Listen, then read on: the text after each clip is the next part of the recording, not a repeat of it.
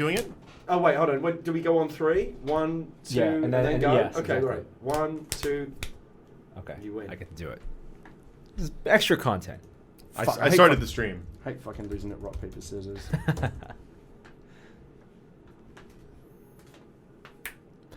Hey, let's start the show. It's December 14th, 2011. Welcome to This Is Only a Test, the official podcast of Tested.com.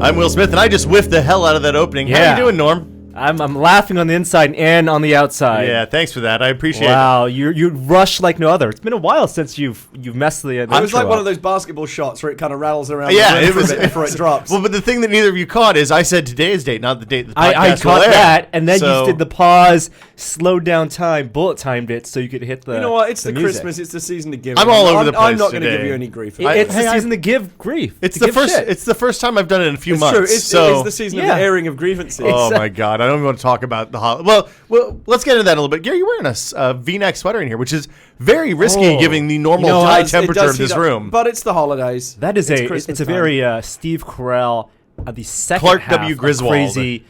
Crazy Stupid Love. Oh yeah, Right, because he wears the V-neck sweaters with Yeah. the nice shirts. Oh, I haven't Crazy seen Stupid that. Love was underrated. I thought yeah, that, it's I a really really good enjoyed that movie. movie. Yeah. Yeah, I saw it on the airplane actually on the way back from a trip last week, and Yeah, I s- need, that's on.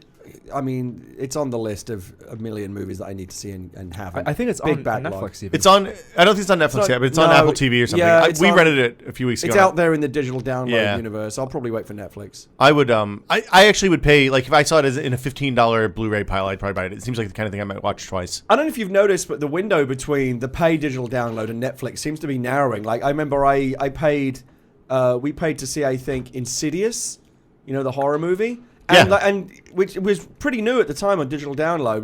We rented it on Apple TV, and like 2 weeks later, it was on Netflix. Like, oh man, I could have waited. and seen Well, it that's for why free. they have those deals where the red box and the on-demand say before Netflix. Right, they want to give you that 30-day window. Yeah, And There's I'm sure They exclusivity. pay for the exclusivity because people are lazy, but they still want to see the movie. I don't know how. Do people pay close attention to DVD release dates and on-demand I release used dates? to, like, Just in like- the I don't early think days of mainstream DVD. people Yeah, I do, think it no. just pops up. It's like, oh, Yeah. whoa, but it's on Just Netflix out when now. it's out. It's there. Well, but in like the early days of DVD, I used to read the digital bits, and I would know that the Jurassic Park DVD release. But remember when? Well, remember when the DVD release was a big deal, and they were like, okay, look, it's going to be Jurassic Park and the Lost World, and there are 2 editions. There's a DTS edition and there's a 5.1 edition. But there was all sorts of minutia about those editions because, like, the DTS one had a lower video bit rate in order to accommodate the higher audio bit rate. So you had to make some real tough choices about. I ended up just buying both, which was really dumb. Wow. Yeah, but the plan was to give one to someone else, but the video was much better. Was noticeably better on the Dolby Digital one and the I think and I'd always audio. rather, if I had to make a choice, err on the side of the better video. That's what I thought too. But I had really awesome sound system at the time, so you want to take advantage of that. Norm, you're wearing a plaid shirt as well, as is the norm. This is true. This is my least favorite of my It's a little plaid wrinkly. shirts. No, This one looks I like that. unintentionally I like the wrinkly. colors. It's kind of understated, but okay. Where's that one It's a from? winter shirt. Club Monaco. What's Club Monaco? It's a It's a clothing establishment from Ralph Lauren. Okay.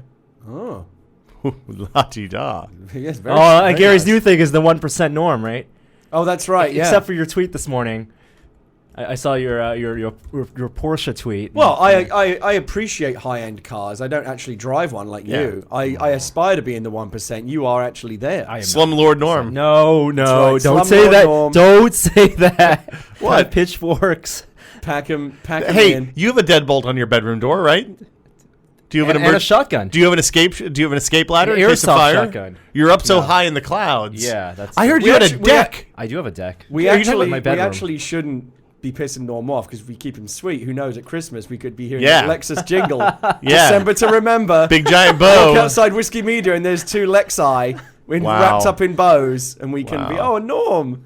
Yeah. Thank you. That's exactly what I want. So you don't have to be in the 1%. You just have to know someone who is. That's the point. That is how I live my life. Yeah. Know someone who is more well off and generous. For a disclaimer, first of all, for this episode of This Is Only a Test. Yeah. We're in a possible hazard. Yeah, we're bringing this podcast to you through grave personal danger. I've never really given all this creeping, disgusting fungus on the walls a second thought. I thought it was paint or stain. Yeah, I thought it was like someone splashed some coffee on the wall. But if you it can could actually be toxic. For people not watching the stream, we are in a very small, cramped room. It's sweaty. And when the room was set up, we put up the foam, like the sound insulation pads, right? And there was one, I guess, covering this wall behind us. But now that it's fallen down, we can see that the wall is covered with mold. Yeah. Lots and lots of mold. It's white mold, So though. am I risking my fucking life coming in here? Well, it's been here apparently for the last 3 or 4 months. It could explain a lot. It could explain my constant sneezing, though. Because I do have mold allergies, and right now my left eye is unbelievably itchy. Regardless, the safety guy... I'm not crazy about this, I gotta tell you. I'm not real... Well, we didn't tell you on purpose until you got here, because we figured, if you had an excuse to bail, you would just go do some movie podcast But now that we know instead. it's there, we do have a safety guy coming. Could be coming middle of the show. Even while we're podcasting. And he could declare this room... a hazard. Hazard zone. Yeah. And if that happens, we'll evacuate and continue the podcast elsewhere. Or just stop the podcast. And then do we all go to the doctor and get checked out, or what? I could have spores growing in my brain. Probably okay. Oh, that's the worst thing ever. That sounds so bad. It does. Spores. You don't want anything growing in your brain because you can't feel it. Your brain has no nerves in your But it brain. could possibly lead to superpowers. Okay, hold on. So there's Never works. Oh wait, that's only in comics. No, man, it worked in Futurama. Fry ate that bad egg sandwich. Works and then they out. built a civilization It in would his be lower as cool intestine. if Peter Parker got bit by a radioactive spider and then just got cancer and died. It'd been they wouldn't have gotten 600 issues out of that. Wouldn't have been much of a comic. No, the third movie would have been a little bit of a downer, I guess, too. Yeah. So other housekeeping matters of business. We are off next week. Well, I'm off next week. Whether you guys choose to do a podcast or not is up to you. I'm taking. Damn it! Well, I'm gonna air more. You want to do an airing of grievances? Yeah. I can do a jar time and air grievances from Tennessee. That's okay. You go first, man. Bring it. Thanks to your trip, we are now all out of sync for our Mission Impossible viewing. So here is what we have going. Okay. We may or may not do a podcast next week. If you guys want to set it up, I'm taking a microphone so we can Skype the whole Christmas thing. week. I don't really think anyone's expecting anything. I don't think we've missed a week since we started. We have not. Consistency. Yeah, we have been 100% plus. And now you're putting that in jeopardy. So my travel, my desire for cheap airfare. Actually, to be perfectly clear, my desire to cash in a whole shitload of frequent flyer miles to get first class seats on the way home this Christmas instead of doing the normal cattle car routine made me leave really early. That's very smart, and you have taken care of yourself brilliantly. Yeah, I'm totally covered. I feel well. Not only that, you have gone out of your way to fuck us in the process. Well, this year, here's the thing. Here's the thing. You're the bedrock. Is there? I understand. Like, I'm not always here. Anna, was in and out. Is in and out. Norm's been here guests. most episodes. Yeah, but have you ever missed one? I don't think you're so. kind of the pillar. You're the anchor. Did you do an episode the year when I had bronchitis last year over 4th of July? I'm sure we did. I think you must have. I think you and Braga did one or something. Who would do it? I'm gonna do a podcast next week.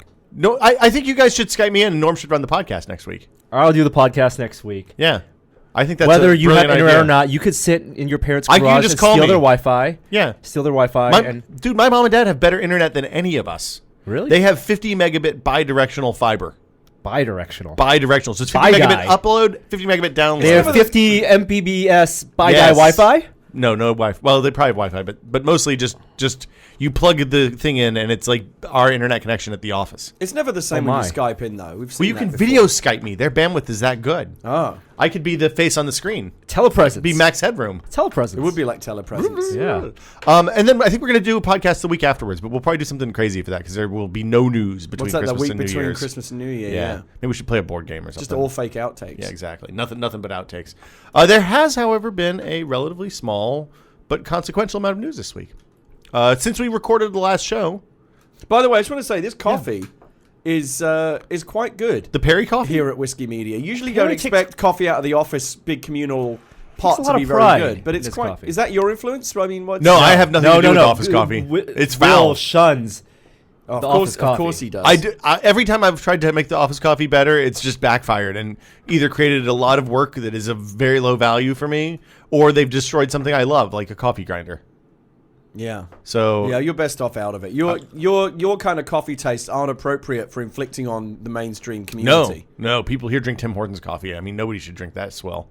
I like McDonald's coffee. Nothing wrong with that. I gotta say, McDonald's coffee is. I don't eat McDonald's anymore, but I would drink. I thought that was McDonald's just like coffee. a, It's like a okay. rumor. Like, Yeah, it's it's all actually- marketing. I Like had it Volvos are recently. safer. No. McDonald's coffee is okay. The thing that they've done is they instituted rules about how long it sits in the pot, and with sheer bloody mindedness is McDonald's. Is that because people are suing them? No. That's about burning in the laps. Okay. Basically, the thing that makes coffee that you get at a fast food restaurant or say Starbucks or whatever taste bad is that it sits for too long or is on the heat for too long.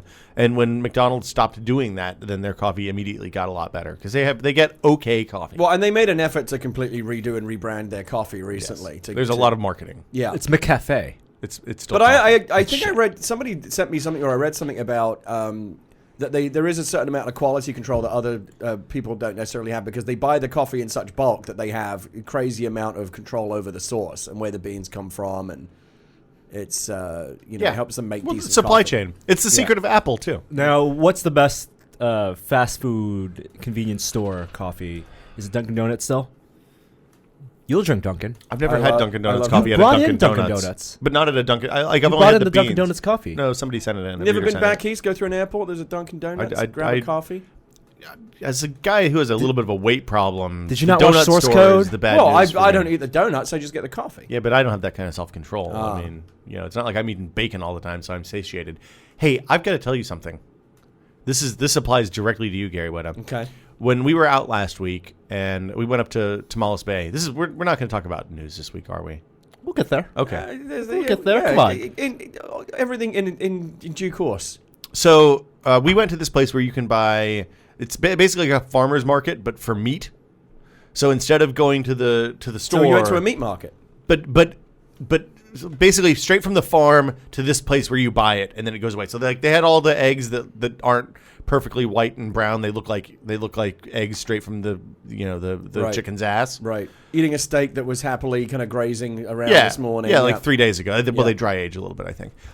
We got some bacon straight from the pig, salted and cured, but I mean, not the pig smoked. actually sold it to you? Yeah, the pig. It was like in Restaurant at the End of the Universe. It's kind of The perverse, Pig yeah. walked up and said, "Hey, what do you want? The bacon cut looks real genetically good." bred to want to be eaten. Yeah, you should do that. Brilliant, unbelievable. Like, well, first off, the fresh eggs made me want to put a chicken coop in my Were they backyard. pastured eggs? No. Oh.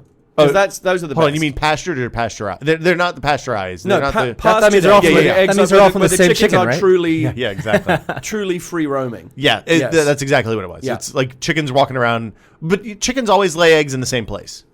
That's the thing Out of their about ass. chickens. No, Wait, no, that's how it works. not their ass. But no, they always use the same nest, or most chickens do, is my understanding. Yeah, but what they do with pastured eggs is the roost, or whatever you call it, where they lay the eggs. Yeah. Is actually mobile. So overnight they'll move it so that there's always fresh pasture for the chickens to, Oh, that's to graze interesting. on. I didn't know that. Oh. But anyway, the It's eggs. like it's tricking the chicken. Yeah, tricking the chicken. Chicken. I'm not even gonna go there. The eggs were lovely. The bacon was a revelation. You can't go wrong when you go straight to the source. No. And then I learned to shuck oysters this weekend, which was also a revelation. So you have a big knife now. I didn't buy the knife. We used the knife that was at the house that we rented. Okay. But How big was the knife? it's not a big knife. When I imagine shucking oyster, I mean like Rambo style knife. Just No. jab it in and- It's a two-sided blade. It's mirror symmetrical down the long way. There's a little bit of a point on it, but not too much of one. And basically, the only thing you do when you shuck is you break the hinge Right. where the oyster opens up, destroy the muscle. and then you cut the muscle on the top and the bottom. In goes knife, out goes guts. In goes knife. Well, there's no guts. You eat the guts. Yes. Yeah, you eat the whole thing. Yeah. But it was a complete, I like oysters a lot, and this was a completely different oyster eating experience. So it was lovely. Very good. I really thoroughly enjoyed this whole thing. I'm completely lost. I'm going Whatever to. thread we had is long gone. Well, we're going to talk about news. More grievances. I don't know. Oh, next week. So I don't really have any grievances. We'll do a podcast next week. Okay. Call me in. I'll be around. Let me know when you're going to do it. Yeah. We can put you on Skype like in full screen, so it's kind of like Max Headroom Will. I'll be down for that. Next Friday, the office is off completely. Yeah, don't do it It's next the Friday. Friday before Christmas. Yeah. But next Thursday, I don't know if you'll be available, Gary. Yeah, I think it's Christmas week. I'm sure I'll be running around doing last minute Christmas shopping and stuff like that. But I'll find some time. I'm sure to- that people, the scheduling conversations are the Oh, best Man, I just got a great email. of this is only a test. That will be interest of you too, but I can't share You can't share it. Okay. Well, let's talk about news. Since we last spoke, the new Xbox experience. Yeah. The new. Big new. update. Very What was big. this? This is the fourth one, I think? Because it was the Blades. Well, there's No, a no, major yeah, update yeah. every year. It's actually only the third one. It's only the third one? I thought there was more, one and between Blades we and all the- thought it's Blades, New Xbox experience. new Xbox experience, and this is the new. It went from Blades to the slidey tiles, and now this is I think only the no, third. I thought there was big one in major. between. The slide house was vertical slidey tiles. Yeah. and then Then it's the one horizontal. before was horizontal with some vertical. The vertical slide tiles were just one big tile slid in like a carousel. The one we had before, the newest one, when everyone liked, was kind of like straight vertical with rows, like a crisscross. Yeah. And then now it's more like the PlayStation. Well, now obviously what they've done, the big news is that this new update is, of course, bringing everything inside the Metro design language that Microsoft wants to have across. It's going to be across Windows 8, it'll be across Windows Phone 7, and now it's even on the Xbox. So we first saw it on the Kin, then Windows Phone 7, of course. It's Xbox is the next wave. Windows 8 will be the final. And I like it. I've always liked Metro, and I think it's the reaction is always, of course, anytime you overhaul anything that people are familiar with, some people get upset. But I think it's pretty good. So I think overall, like as a UI, I like the new UI a lot. I love some of the features they've added, this cloud saves and the being able to move your profiles between Xboxes. Oh, that for me is the number one biggest thing. Right. So my profile now is on all my Xboxes. I don't have to worry about carrying a memory key around. My saves are in the cloud. I love that. Yeah, it's fantastic. And they think they give you like half a gig of cloud space for game saves. Yeah, and game saves now aren't Mostly super big, so you've got. You could get, if you had Skyrim for Xbox, you could get a little crazy with cloud saves. Yeah, and I imagine at some point they'll probably let you spend some Microsoft points if you want extra storage. You think? I'd say that probably makes I think sense. Microsoft will probably find a way to sell you something. Yes. But there are. Okay, so here's the thing I like the most, which I didn't think I would say, but it actually works astonishingly well. I found. Okay. Is the Bing voice search is terrific. I love it. Are you using it? You have to say Bing? You say, I mean, I don't want to do it, but I say Xbox. If I did it as just as a test, I said Xbox Bing Batman. Yeah. And it brought up. Because that's the first thing everybody searches, you realize. Yeah, of course. Except Batman. Well, he doesn't Google himself. Well, I He doesn't did. Bing Batman himself. Googles himself. I did. Why would Batman need to Google himself? I wanted to He wants watch. to know what people I know wanted about to him. watch some of the Saturday Night Live episodes I'd missed, and I couldn't remember exactly what service they were on. So I said Xbox Bing Saturday Night Live, and it went boop, boop, boop, boop, and they all came up. So It was the universal search of all the content is the next big thing on Xbox. Obviously, is already there. It's the next big thing. It's the next big thing on. It has to be the next big thing on iOS. I mean, that's the secret to making the Apple TV stuff really amazing. If you can search inside the apps, which you can kind of do now, but it never works right because nobody actually supports Right, and it. it's a Search is logical not very extension great of- on iOS right now. No. Search, and it's easier to browse your contacts in the search. So imagine an Apple TV box, not the dumb TV thing that everybody's talking about. And remains dumb. We'll get back. We'll get to that. Yeah. I'm gonna make some declarations. But imagine an Apple TV. Maybe next week should be the declaration week. Let's just make it talking stupid shit for 2 hours. We'll figure it out. Yeah, basically the being able to say, "Hey, I want to find Saturday Night Live," and it searches Hulu and Netflix and it works great. NBC.com and all the different video apps that you have. I got to tell you what they've done with this update. Uh-huh. With the voice search and these new content apps, because I've downloaded a bunch of them: the YouTube, MSN, the Sci-Fi app. Sci-Fi app's a little thin. Yeah, but you can see the potential, and I'm very close. I think that 2012 is going to be a big year for people feeling like they can cut the cable, because what's coming through now on the Xbox is terrific content-wise. I'm going to go ahead and tell you the things that prevent me from cutting the cable every time we have the real hard conversation is that the wife likes to watch the Today Show, right? And I like to watch college football in the fall. Well, but you're covered, right? Mostly. The only thing I think you can't get now is the CBS stuff. And I bet I can get that on Boxing. The only thing that is holding most people back in terms of mainstream adoption is live sports. Yeah. which I don't care about because I don't watch American sports. Right. And news, because I like to watch my cable news shows. Yeah. I'm kind of a news junkie. Oh, it's the best thing to yell at TV for. It's fantastic. But I mean, a CNN app would prevent you from needing. well, but I downloaded the MSNBC app. Oh, okay. And it doesn't have complete shows or anything yet. But like, if I could get my Rachel Maddow and my Al Sharpton and my Lawrence O'Donnell, live on there every day, I wouldn't need to go to TV. The way people watch news or sports even, do they channel surf? Like, because you have the same, if a big news story breaks, you're kind of flipping between channels to get different perspectives. I do air quotes. But it's so much better than channel surfing in the sense of what's on right now than I can. Oh, yeah, yes. It's just like what's available for me to start watching at any time. Because you already you program your own content. Yeah. So the content is a little bit thin right now, but again, I can really just browsing through what Microsoft is offering right now, you can really see the potential of how good this could be. Well, in and the future. there's already a boatload more content than there was when they launched last Thursday, Tuesday maybe. Yeah. Because on Tuesday when I first fired it up after 15 failed updates or something, basically it was like the Today Show and the stuff that was out before, right, and then a whole bunch of coming soon. Right, but they already added a whole bunch of new stuff. So YouTube just Yeah. went live, MSNBC, TMZ, Sci-Fi.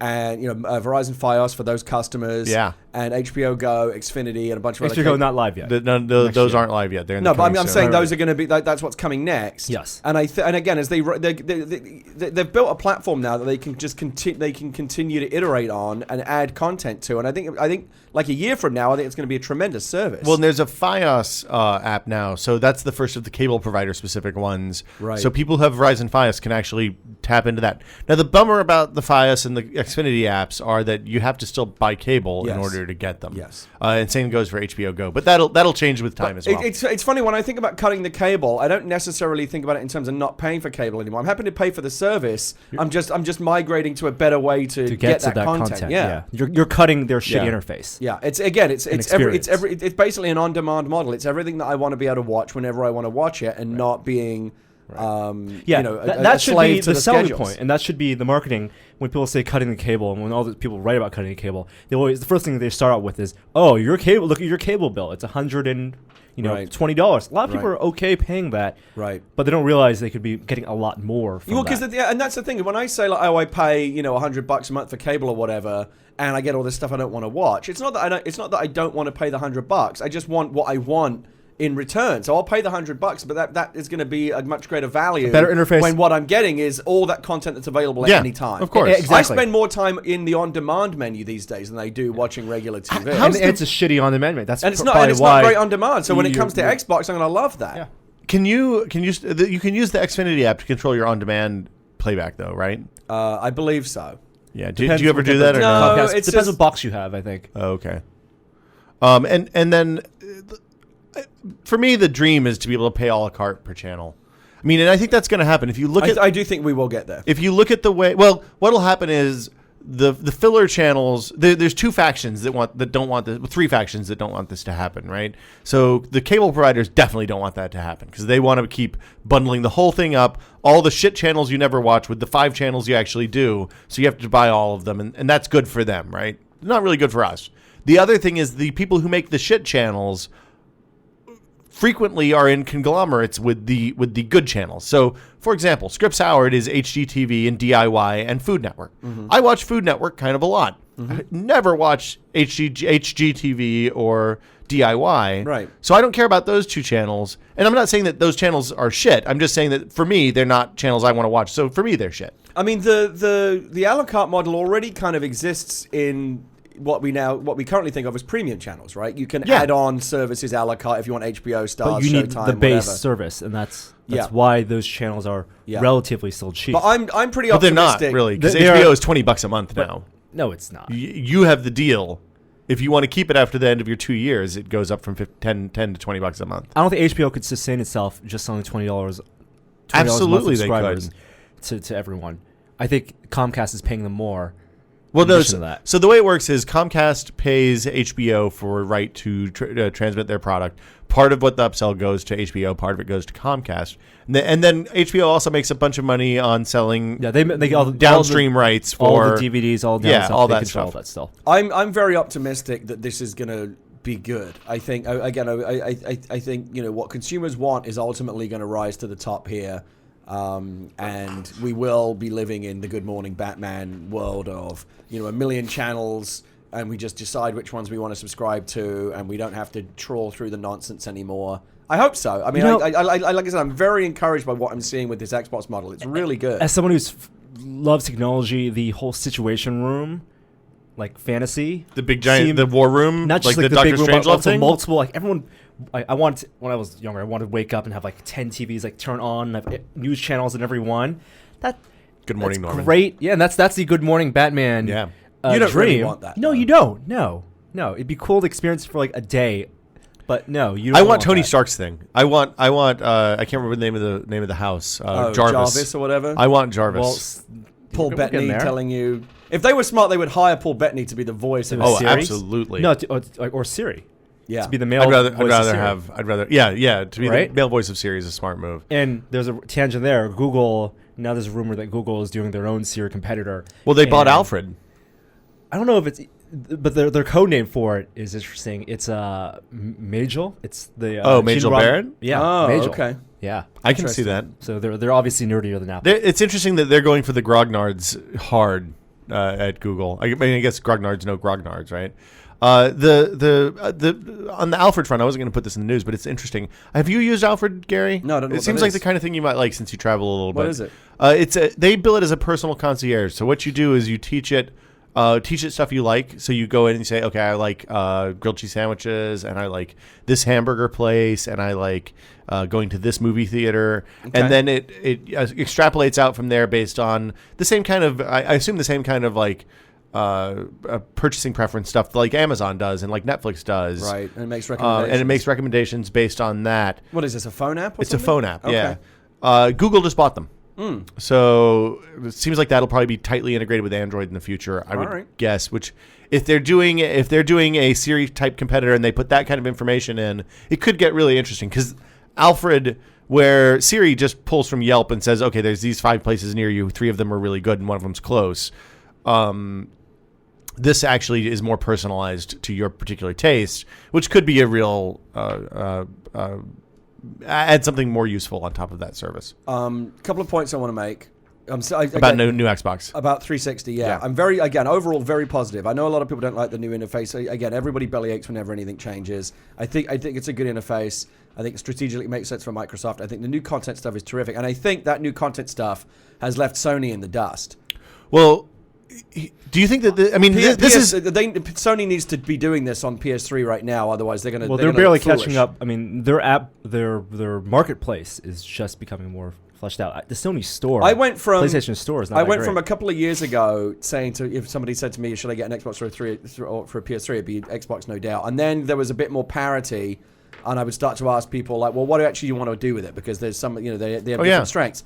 Now, though, with the ecosystem that Microsoft has built, which is so far and away better than the ecosystem that Sony has, I think the 360 is the drop dead recommendation at this point. So, despite having kind of lesser hardware, it was actually although there was an interesting post about that last week after the podcast. Well, again, I mean, I there's a lot of, I mean, and that's the problem is I still think it's outrageous that game developers treat. We're kind of all over the place a bit. It's all good. Yeah. They kind of treat PlayStation gamers like second-class citizens. If you want to play games, if you want to go and buy the game of the year, because Skyrim is undoubtedly the game of the year. Yeah. If you're a PlayStation owner, you're fucked. It ain't the game of the year. It's a fucking migraine of the year. Yeah. Well, one of the things that happened after last week's conversation is a couple of people posted, but one in particular a guy posted a comment in the podcast thread who said he's a developer for Far Cry 3. Yeah. And basically said that after all the XMB memory is taken out, there's about 135 megabytes of video memory left for applications. Yeah. And thinking about, like, I'm running Skyrim on a video card with, I think, 1.5 gigabytes of memory. Mm-hmm. Right? That's 580. I don't. This is bad. I don't even remember anymore. 1.5 gigs. 1.5 gigs. Yeah. 10 times less, more than 10 times less than that is what's available on the PS3, but it's doing essentially the same thing. The argument has been floated. Which I am somewhat sympathetic to. That even though Skyrim is pretty much a lock for Game of the Year across all the major awards, I mean, it's already picked up a few, and I'm sure it'll pick up all the rest. That if it releases on 3 formats, and one of those formats is just flat broken, that should cost it Game of the Year, and that's how you send a message to these developers that it's just not good enough to ship broken. Well, the software. point is they shouldn't have shipped on that platform. I mean, if they can't make that platform right, they just shouldn't release the game on that platform. Or do it as the special edition 6 months down the road when it's ready, like they did with Oblivion. Yeah. And Fallout as well. Right. I think and Oblivion, they were broken too. It's not good enough. It's not acceptable. I think Microsoft paid for an exclusive on Oblivion and Fallout. Fair enough. So going back to the Dash. So good stuff on new Xbox. Have you used beacons yet? Yes, I love beacons. Beacons are fantastic. Beacons are terrific. Have you tried the iOS app that integrates with the Xbox dashboard? So on the iOS app, I think the app is great. It badly needs notifications and game invites to actually be useful. It's a nice novelty right now, but here's the thing. I would actually use my Xbox and play games on it a lot more if I could receive invites while I'm not on my Xbox. That's always been the problem. I'm not on my Xbox 24/7. Right. So people come in, they might want to play Gears of War with me, but they see I'm not online. Well, that's why you own a Windows Phone 7. Right, but so here's the thing, but they need to put this on iOS and the others as well. I'm sitting there, la la la la la. Oh, I'm a bit bored, what shall I do right now? Oh, Will and Norm want to play Gears of War. Let me fire up my Xbox. If you can reach me when I'm not on my Xbox, I'm going to get a lot more use out of it. Push notification. Well, the point is, I think that's coming, and they Twitter desperately need to make that happen. We've always used text for that up until this point. So it's weird that you have to go outside of their platform to do that. It seems like they're aware of that. It's a no-brainer. They've got to do it. I think, so the iOS app seems to have parity with the previous Xbox Live Extras app for Windows Phone 7. They just pushed a new version of that app that has this thing called Xbox Companion that lets you manage that kind of stuff and view presence and all that stuff. It's kind of weird how they prioritize novelty stuff and gimmicks over things that would actually have functionality. Like, yeah, it's nice if I shake the phone, my avatar stumbles and falls down, but really, I would have preferred it if you'd have put that effort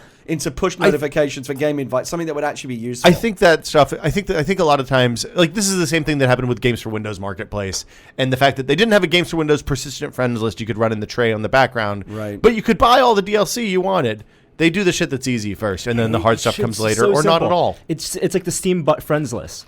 Like that's when I decided to play multiplayer games. When I see on the Steam friends list, oh, Brad is playing StarCraft 2. Literally, that's my first stop when I get to sit down to play a game on the PC. You have a limited window. People only play games, when they're our age, like a couple hours a day. If you're going to play a multiplayer game, if you're near the end of your session, I'm not going to start it because I want to play the same co-op game. So all you need is the buddy list and like how long you've been playing that game. Yeah. Right. If I know you've been playing Gears Horde mode for 3 hours. Yeah. I might not jump in. There's no reason to jump in. Right. Because there's not a spot. At the end of your session. Yeah. Right? Exactly. The beacons thing is great. They need to get it on the phone so that I can see where gaming opportunities exist when I'm not, because I'm not on my Xbox most of the time. Well, if I look at my phone and I see that Norm has a beacon to play Trench or Iron Brigade or Steel Legion, whatever the fuck it's called now, I will go home and fire up the Xbox and send him a message and say, "Hey, let's play this. I love this game." So let's say I'm out and I see Norm just set up a beacon or started playing Gears of War 3 or sent me an invite, and I can quickly message him back from the phone, "Hey, I'll be home in 30 minutes." Yes. Go Exactly. home and join in. Because right now we're using iMessage for that. So that needs to happen, and Or I think SMS. it's obvious enough to everyone, except apparently Microsoft, that they will eventually get that message, and I think we'll see that added as a feature. I think part of it is that they want to have a differentiator for Windows Phone as well. So that functionality is there on Windows. I believe it is. I haven't used that app enough to. I haven't played enough games on the Xbox. I've been playing everything on the. We'll talk more about Windows Phone. They need to add that also. But I want to bellyache about the things that aren't. As well, hold on. A couple other things that are good. They start on the game disc now, so that you no longer have that. There's ads on every screen now, which is fine. I don't have any problem with that. Really? You're paying $60 a year and you're still seeing ads? They're not that interface. They're really super easy to ignore unless you accidentally run the cursor over when it makes that really loud noise. By the way, I don't know if that's on this list. That's the other thing we should talk about is the CARM Act. That's very good news. The what? The FCC are going to. Oh yes, the audio. I'm going to write this in. TV I'm adding advertisers shit. to not jack. Oh right. Put that on the list. Yeah. Anyway, I think that is a really good change. The quick links, the quick launch thing on the main page is really awesome because it gives you like the last quick 6 play games. Is good. I gotta say though, as nice as the interface is, I actually don't know if you really did a study if it's any more navigable or easy to use than the old one. No, it's not. No, they designed it because they want to get closer to Metro, also to rebuild their ad units. Well, and also to expose places that were difficult to find before. And I got to tell you, as pretty as it is, if you really want to get something done quick, pressing the guide button and bringing up the old-fashioned interface is still the best way to move around. Yeah. So let's get to the belly aching. That old-fashioned guide interface is still fucking slow. I understand why it is. There's a limited amount of memory. They don't load it in all the time. Still too slow. Like I should hit that guide button on a high-powered gaming console, and that thing should be up before I blink. But as you say, it's not that high powered. But my phone does that. Yeah, how old's your phone? If I hit the home How button old on is my your phone? doesn't matter. My phone is the software on my phone's brand new. Came out 2 months ago. Right. How old's the Xbox? 6 years. Okay. The Xbox has a tri-core processor that runs at 1.2 gigahertz and has, I think, 512 megs of system I'm not sure memory. this is. I wouldn't put this on my top 10 list of complaints. I mean, how long does it take that guide to come up? Half a second? It depends on what you're doing. If you're in a game, it lags fairly substantially. Okay. It shouldn't happen. There's no reason for it at this point. Then let's talk about Netflix. Okay, so Yeah. Netflix. Because they fucked up Netflix real Netflix bad. is the biggest problem. I actually, because as the majority of people, like, I think Tycho and Penny Arcade made a similar post about this. He, like many, use their Xbox a lot of the time as a Netflix yeah. machine. Go Yeah. through your friends list and see how many people are using Netflix. It's always 4 I people have playing games. a and lot. 5 Anecdote. If you have kids, it's Anecdote. used all the time. and it's not like I don't have other Netflix options. There are 5 Right. devices in my Right. living room that do Netflix, and I choose Xbox. Well, you chose. because it Chose, yes, right. because it has or had the best Netflix client or And- one of the best. And that was one of the reasons I was okay paying $60 a year for something Right. that I use probably 2 months a year. So Netflix, in revamping this, that should be, you would think, the thing that they spend the most time on worrying about gets the best improvement. So there are a few things that are okay about it. But in fact, they fucked it up. It is awful now. They took Yep. what was a great Netflix interface, Yeah. one of the very best. If not, it was my personal favorite, and now it is shit. Let's explain exactly I what hate they did with it. Okay. So no party viewing. Right. Well, that's fine. That's a We niche never, feature. that was a novelty, but again, why? I don't know why it had to go away. It was a nice TV feature. episodes. Oh, you don't can't even browse. talk to me. Now they fixed it so for shows that are like multiple seasons, it's not one long list of episodes. Right, Like, for like right. if I'm watching, And it starts buffering yeah. every episode, even as you're cycling through them. I don't want that shit. So in fairness, nobody else does TV seasons very well on Netflix. Netflix Roku is website does okay. it better than Netflix Apple website TV isn't where I does watch it this. fine. Apple TV is a little awkward. It doesn't save your place. Like the thing that Xbox always did that was really good was if you're on episode 7 of Breaking Bad, it starts you back on episode 7 of Breaking Bad. Netflix, Apple TV is real inconsistent but with it knows that at how best. long along the episode you are if you stop That's watching. true. But yes, for now, the new Netflix client, if you go start Breaking Bad, it'll just start playing the first episode, Right. and you can't choose season and episode I mean, until just you back out. I mean, just overall. Oh, right. The Xbox was 3.2 gigahertz, Netflix, sorry. The old Netflix interface used to be very clean and elegant, very simple, kind of flat tiles that moved around. You could navigate very easily. What they've done now is gotten carried away and come up with this bullshit 3D model, which design-wise and user experience-wise is just a fucking travesty. It's just awful. And you know what it looks like? It looks like it looks like someone jailbroke.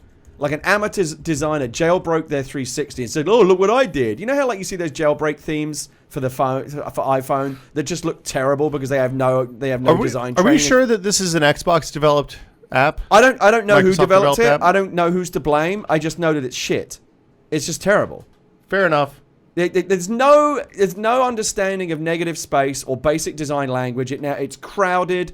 It's cluttered. It's all this unnecessary 3D frippery that we don't want or need. I just want to be able to move around nice and easily in a Quickly simple and interface. easily. And it's garbage. Now. It's not Metro-y. It's not good. Whoever did it, whether it's Netflix or Microsoft, it's a big step back. I'm really for the platform. hoping that there will be enough pushback from consumers because I haven't heard from anyone that likes it. And Netflix again is a core pillar of the Xbox experience these days. So I'm hoping they get enough negative feedback that they'll fix it. Going off on the slight tangent now, what do you use for Netflix then? I mean, so I went back to PS3 because I had a couple of people telling me that I don't like that. So for right now, I'm back on Apple TV. I think I'm back on Apple TV as well. So I used Apple TV primarily just because it's quieter than the Xbox. Yeah, uses less power. It's Uses SoC. less power. Yep. It's sitting. I don't need to have And the door they of the fixed cabinet open to run the it. playback stuttering problems. Oh, I have. That's they? back Because and that was the forth. biggest problem. That for was- me, yeah. Was that I would often get stuttering, and then I would go to 360, and the same video would play. That's flawlessly. something that comes and goes. Sometimes it'll be good. Sometimes it'll I be haven't bad. had that as like, It hasn't done it in like 3 Okay. months. I primarily am using the Roku app these days. the Roku yeah, is that box. one The Roku I box. don't have a It's Roku box. it's good. I see Yeah. that Roku is getting pretty aggressive for Advertising. advertising. Yeah, they've big, owned big them. holiday campaign. Yeah, They've owned Embarcadero all Bart the for a flip month. cam ads Remember those Yeah, flip ads that were in that's the marketing on our bus stations came out, and they were plastered everywhere, and they had like celebrities on there basically a month before they canned. I guess at this point, if now somebody replaced with the Roku ads. if somebody said to me, "Hey, I want to get Netflix, but you know what? I don't know, on my TV," I think I would probably recommend Roku at this point. I'd still recommend the app. It depends if they're $79 for Roku is a hard deal to beat if you can find them. They're Well, out of stock okay, everywhere. but I think an people extra will pay $20 for Apple $20. TV, and then you Right. get a whole bunch of extra stuff through that. So here, well, but you get a bunch. Roku get has new- an you open get- app yes, store. yes. Do you get new releases? Yeah, you get because you have the Amazon store, so you get everything that's on Amazon, which at this point means you get Amazon Instant Prime, the free stuff, Right, but and their rental store. But do they have the day and date rentals It's- with DVD like Apple TV does? Well, if someone the just deals are wants- different across the board. Hold on a second, Norm. Sorry, the deals are different across the board for Amazon. But overall, as a big picture thing, it is a comparable volume of content. On Amazon. As That's on where I Apple feel like TV. I'm missing out. As, Sorry, as Norm. an Amazon Prime user, I would love to be able to get that free video, but I don't have a box right now that Right. supports it. Right. So you were going to say, before I rudely interrupted you. I would still recommend Apple TV. If for people who own two iOS devices, iPad and iPhone. Yeah, if you have an iPad 2 or iPhone 4S, something that supports AirPlay, it's a pretty magical thing. That is a feature that should not be underestimated. If you've got an iPhone or an iPad, You can do or a Mac AirPlay. in your house, tremendous usability. Well, there was a study that came out that said 70% of people who own Apple TVs don't rent video. right. They just use it for like Netflix or YouTube or Flickr, the internet tab. That's true. And I do use it for AirPlaying a lot. In all of Apple's marketing, they don't market the Apple TV much at all, and I think that's because they're building up. They're waiting for. They're the playing big real TV. quiet. They're playing real quiet because it's a Yeah. hobby, but still sells real well. I think they should push Netflix more. But if they had the best Netflix client, and they could easily have the best Netflix Yeah. client, they No would sell a annual lot fee. more, and they could just easily Trojan horse, all the rental service because it's convenient. I tell you that novelty. If I'm sitting on the couch, because we live in a two simultaneous screen universe now. I've got the TV on and I'm browsing my phone or my iPad or whatever. I pull up a YouTube video and Yeah. to just be able to throw it up on the big screen. That novelty is still fantastic. I do that all the time. I'm watching something on the iPad. Gina says, "Hey, what are you watching?" I say, "I'll flip it over to Apple TV." We flip it over to Apple TV, and boom, it's right there. And, Yeah. and I mean that is something. Well- I know we make fun of the Steve Jobs Yeah. magical stuff. Yeah. That is something that feels super duper See, that magical. to me is another reason to be in the Apple TV interface, because if I'm watching Netflix on 360 and I'm looking at a YouTube video, I don't have to switch boxes over. Yeah, the breakdown is having to switch box. Yeah. And especially with improved YouTube now. Have you guys been on the new YouTube page and the new way subscriptions work, and you can add stuff to your queue based on Yeah. your account? Yeah. The best YouTube player is still the iPad. Yeah, Better than my desktop computer. yeah. More consistently better than my MacBook Air. It's The still only iPad. problem is a lot of stuff doesn't work if they ban If they have it, mobile. yes. Have you spent any time with the new YouTube app for 360? Because I've heard some mixed reports on that. Jeff, I watched Jeff use it the other day. I haven't spent any time with it yet. Yeah. It looks neat.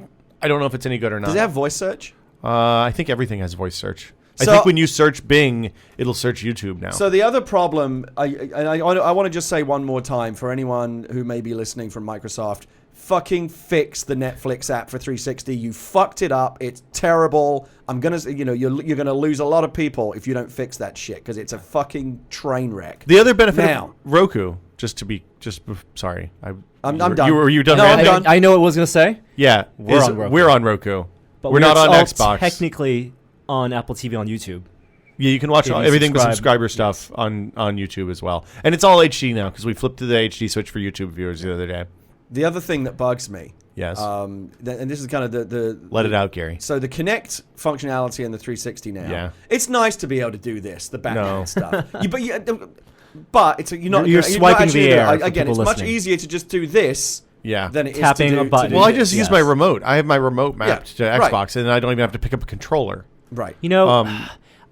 I find that I'm using the Logic Harmony. I love Logic Harmony. Yeah, I'm using it just a little bit less now because of latency on the Xbox. on everything. And it doesn't need map to, everything to the hardware keys. If I want to press the B button to Well, go you back, can- that's you on can the do that. screen.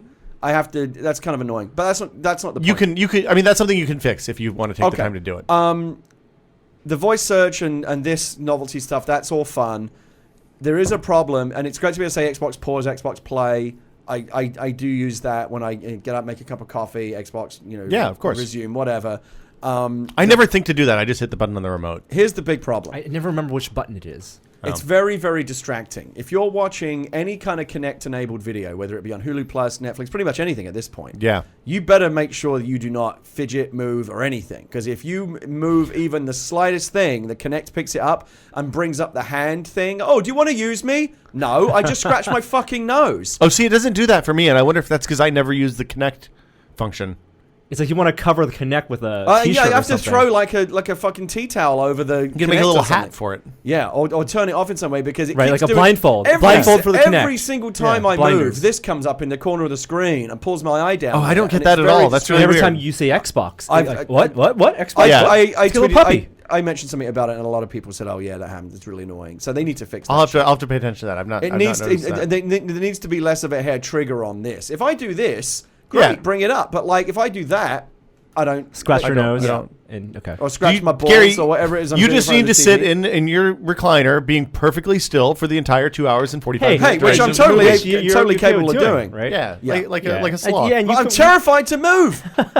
You know, if I was in movie theaters, that would be great. You train people to sit still. Train people to have proper movie watching discipline. Yeah. We'll talk about that later. And not be on your cell phone. So tomorrow, Thursday, today, if you're listening to this not live, is the SOPA vote day. So we talked about this a couple weeks ago. It's the Stop Online Privacy Act. Basically, you know, the TLDR, I'm not going to go through the whole thing again, but the TLDR is that if this passes and becomes a law and is enacted, it's going to stop innovation online and make it basically impossible for anybody to host user-generated content because it removes the DMCA Fair Harbor. Can't remember what it's called. Should we be scared of this? Long term, maybe. Short term, if it passes, Obama said he's going to veto it. If that happens, then it has to come back and get a 2/3 vote in both houses, which is pretty unlikely before the end of the session. Before the end of the year. And even if it does pass, gets vetoed and gets gets passed into law again, beats the veto, then there's still going to be 5 or 10 years worth of court cases about it. So it's not. It's bad. It's not the end of the world. But definitely, if you have a moment today, take a minute and send a note to your congressmen and senators and let them know how you feel about SOPA. It's SOPA. You can Google it. We had a story up on the site a few weeks ago about it. It's not. You said stop online privacy. I think. I'm sorry, online piracy. Okay. Yes, I meant piracy. Yeah, that's why I was Stop confused. online privacy. That's called Facebook. Yeah, everybody just. Hey, what are you doing, Gary? Friends, and or do you still Find My Friends and Family on? Do I still have Find My Friends and Family on? Speaking of online privacy. No, I think you guys turned it off. I think mine is still on. I remember looking and seeing that you were in LA a few weeks ago. I deleted the app. Really? That doesn't Did mean you it's really? off. No, the Why did you delete it? It got creepy. We're going to need it at CES. Oh, Yeah. maybe I'll re-download it then. You better put it back on. Yeah. Okay. CS would be useful. Assuming the phones work. Verizon, Phones are not gonna work. I'm going to be Oh, fine. yeah, Verizon. That's nice. Yeah. You think you're going to be If fine. yours aren't working, it's not going to. The best thing at CS last year was eating lunch, and then like the two Verizon dudes like, yeah, thanks for the free internet, dude. The two executives who are in the Verizon lunchroom with us. Oh my god, my AT&T phone at the CES last year was just absolutely worthless. Well, we had Verizon phones at CES too, and they weren't much better. But it's just real congested. I mean, There's so many that's people pretty there. much the worst environment imaginable for cell phone use. But Yeah, still, bunches of phone nerds. This is exciting. As a former DirecTV subscriber and a life, You skipped over the EPON story. I'm saving that for later. Okay, fine. I mean, we can do it now if you want. Let people know that next this week when you're driving, this you is can go a in the order you listener's want. choice. Yeah. Oh, yeah. Podcast. This is good. The show notes were created by you guys.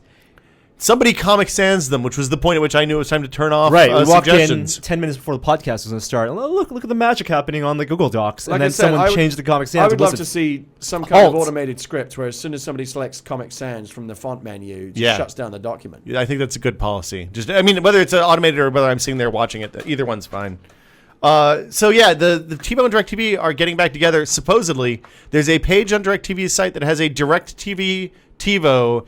It doesn't support some of the room-to-room migration stuff that DirecTV does now, but it looks like a fully-fledged HD TiVo for DirecTV, Right. which is very, very exciting. It's available in limited markets now. I'm going to call them and see if I can get one in because I would like to test that out and see how it is. I love TiVo. I miss TiVo. I mean, I made the choice to not have on-demand because I like TiVo. I use on demand way too much to be able to Right. give that up. Well, that's the difference between you and I'd me. rather have the janky interface and all Yeah. the content. You could do both, but then you have to have an extra box in the Yeah. living room. You don't need I that. don't want to pay the extra fee a month. We talked about the new Xbox interface.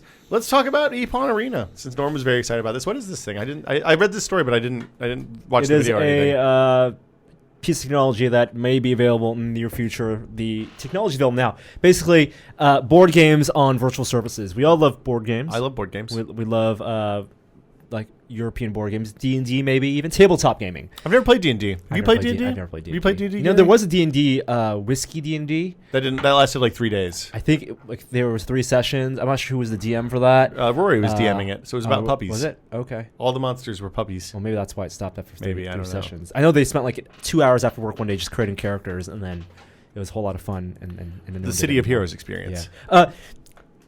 Virtual tabletop gaming. It's a 26-inch display that has its touchscreen and sensors in it. So basically, the promise of the Microsoft Surface. Do you remember when Microsoft So is it like that announced? thing Alex built at Max PC? Better. Okay. Better sensors. You remember when the Surface came out, Microsoft Surface, and then there were those promo videos where you could put your cell phone on the Surface, and you could, in You could pass restaurants, stuff. you could pass photos to each other, Yeah. and it would be you could recognize your devices, and theoretically in bars and stuff or restaurants, you could use that to order your food It and all pay worked with tip barcodes. and stuff like that. Right? It was I smart. remember. Never happened. Nope. No, it happened. I've seen Microsoft them. is fucking great at building these No, world type videos where the shit never actually Hold on. materializes. I have seen Surface tables, first gen ones, in the wild at the Sheraton in Seattle, at Microsoft's Building 30, I think. Okay. That's obviously there's going to be one at Microsoft someplace. And I've seen them in a couple of conference centers. They're just not. That was something they never said was going to be for home because they were $10,000. I'm telling you, this Imagine a World stuff is perfect for Microsoft because that's all they ever do is fucking imagine it. They never build it. Well, they built a new Xbox experience. That was very nice. Metro. But all the high-end stuff, these high-end concept videos of what it'll be like 10 years from now, it's great, but they never actually create true. the stuff. That's true. So anyway, it's a yeah. constant tech cock tease. Yeah. And then last year at PAX, we saw they put like Catan on the Microsoft Surface. Yeah, I heard that was great. It was okay. It didn't really recognize the pieces, and you have to do some weird stuff to block whatever cards, so you don't show okay. your cards. Yeah. So this company Epon they're basically trying to do that, but for more board games and more tabletop games, and they're trying to make a $400 display, 26-inch display, which can recognize up to like 100 objects, and so basically you would play D&D on this, and the screen, you play on the screen instead of a board, and it would change. And if game developers would adopt it, then you would get like basically StarCraft but D&D. Those dudes who make those crazy expensive gaming tables at PAX don't like this, right? How far are we away from like holographic tabletops where like mountains and things? You could mean rise like out of in the surface? in No, Star that'd be Wars? great. What we're going to get is like augmented the- reality stuff before that.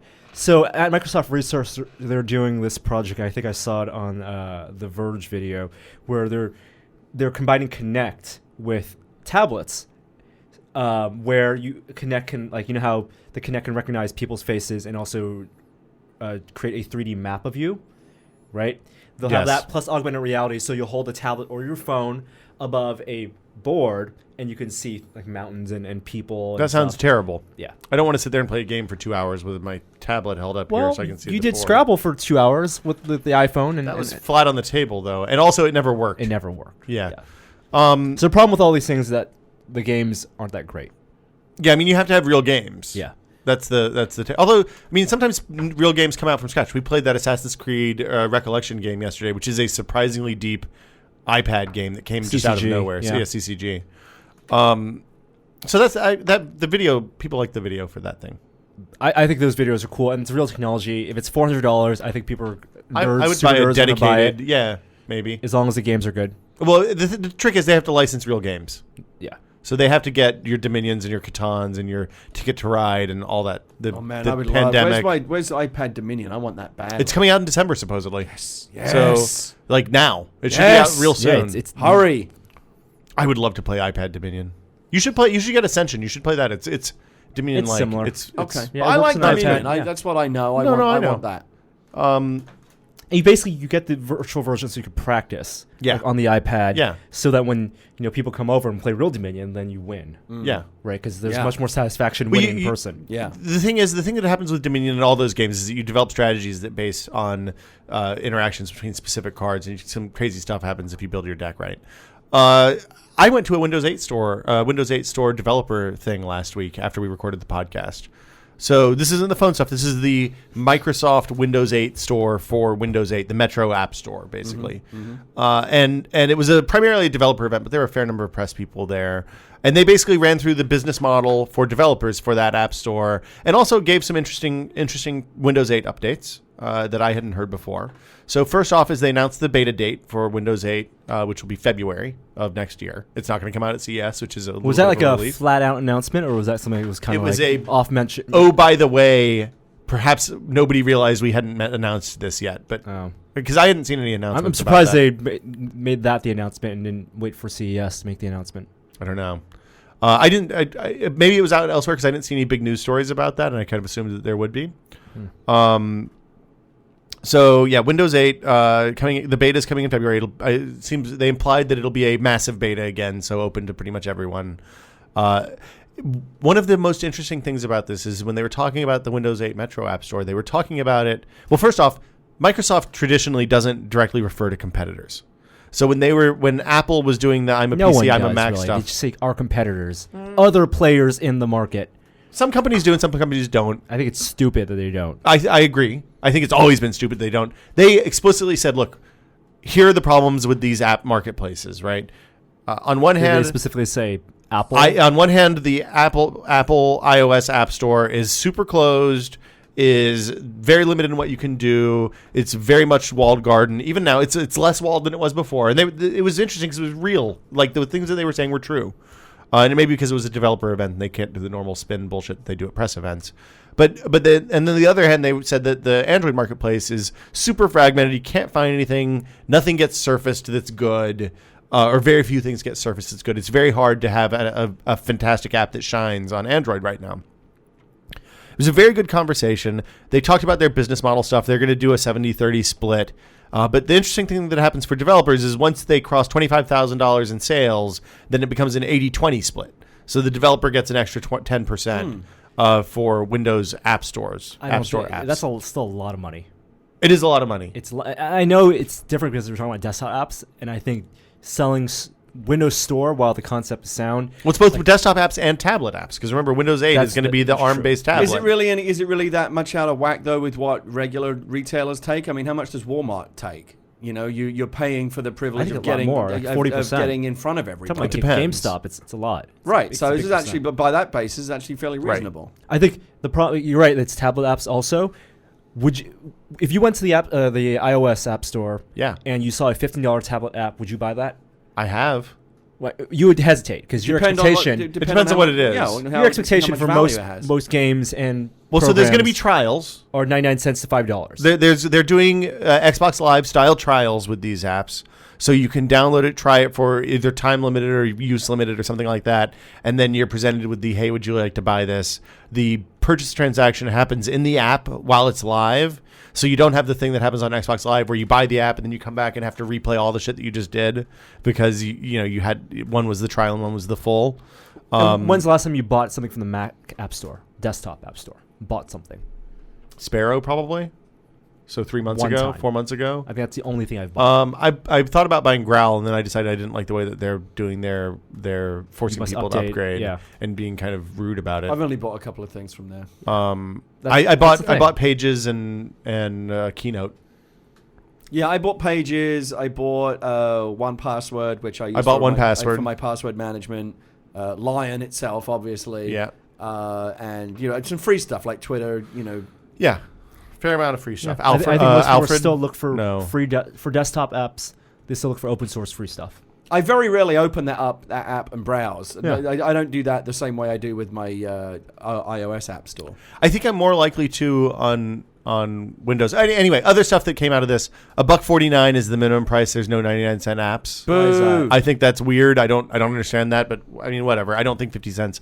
Ultimately, I think I think they're worried about the devaluation of software that's happened as a result of the app I stores. mean, I've said it many times before, and I think it's totally true. The 99-cent app culture has completely perverted our sense of value. Yeah, so somebody had sent me a Twitter message after we posted the Chrono Trigger quick look. It was like, what do you think about Square Enix's crazy pricing for iOS apps? Right. And I think Chrono Trigger was either $6.99 or $9.99. Right. As compared to what, $30 for a Nintendo DS game or Right. whatever it is. It's John Carmack's arguably- been saying that for a long time. Yeah. And that's why all the id games are expensive. Right. Well, not expensive, but Relatively speaking. we now live in a world where people think $6.99 is a crazy price for a game. Well, That's something is badly wrong. So part of my objection to that is that there's no demos.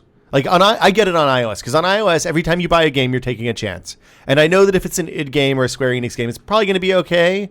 But there could be horrible control issues. But many games do have the free light versions that let you try I don't think them they first. let them do that anymore. But that's why game developers are moving toward shorter, simpler games Right. with add-ons. Right. Like, So you not pay necessarily 99 Farmville, cents. but you pay to unlock, or you pay for hats Right. and different skins and Well, the Wind Up bonuses. Night So model. it's just a different business model. Yeah. But you're right about the demos, and Microsoft Store will have that, both in time-based demos. Right? Yeah, they implied that they could be functionality based too. They specifically said they can be time limited. It's one of the great things about 360 Arcade is that Yeah. every single game has to, by Microsoft law, has to have a demo. Although I've had, like last night I was downloading. And Microsoft makes it easy for a time-based demo to be put in the game. Yeah, so here's the thing. Last night I downloaded Blocks That Matter, didn't launch the game, went to make a drink, got distracted, came back, and was like, hey, your time's expired for this demo. I was like, oh, damn. Well, I'll buy Should've this. paid more It's attention. fine. I should have paid more attention. But And anyway. by then, you've already downloaded the full game, basically. Well, the game was 30 megs, so who cares? I think that's the high points of the Windows 8 stuff. There were a bunch of they had Evernote dudes there, and they had people from China and all sorts of places. Evernote dudes, really? They were talking about. Evernote has their own app store. I know. Yeah, Apparently, there's some excitement that mistakes were Evernote made. is now on iOS. Evernote's been on iOS since day one, dude. Really? Yeah, it was a launch app. Somebody. They redid the app, I think. Oh, that must be it. The takeaway from this is Microsoft is treating the Windows 8 App Store as a competitor to the iOS and Android app stores, which is very interesting to me. I hope they're treating it as a competitor and not as a revenue stream. Because if you treat it as a revenue stream first, that's why it fails. It seems like they're treating it as like they want to build market. They were talking about how big the Windows market is versus the iOS and Android markets, which is I think is a little bit dumb because probably 90% of people on Windows will never touch that app store. But it was an interesting evening. It was worth going to. And also, they're not forcing developers to go for in-app purchases like Apple is to go to the store. Oh, yeah, that's exactly right. So basically, if you sell your app for money in the store, then they'll take their 30%. If you want to use your app to drive subs or whatever to your other products, they don't give a shit. Which is something Apple locks down on. Yeah. Well, I think that's the big Apple mistake of 2011, honestly. I mean, I understand why they did it, but I think in closing a loophole for a relatively small number of developers and making competition with iBooks harder, they're fucking up their entire ecosystem. We can talk about that next week. Well, we should do a year wrap-up thing next week. That should be the plan. Gary, you look bored with all this Windows talk. Yeah, it's kind of boring. What else you got? Louis C.K. did something a little crazy. So he took apparently the earnings from the first season of Louis or second season of Louis and went out and bought a Red camera. And No, this is not it. No. Oh, this is what I get for believing to ask me anything. What he did Tell was the story, Norm. Louis C.K. is he's a comedian. If you don't know who he is, Funniest stand-up comedian working today. Live Probably. today, I would say. Yeah, definitely in the zeitgeist. He has a successful show on, I believe it's Showtime FX. or FX. Yep, You're right. fantastic FX, show. Louis. I haven't which watched that. It's good.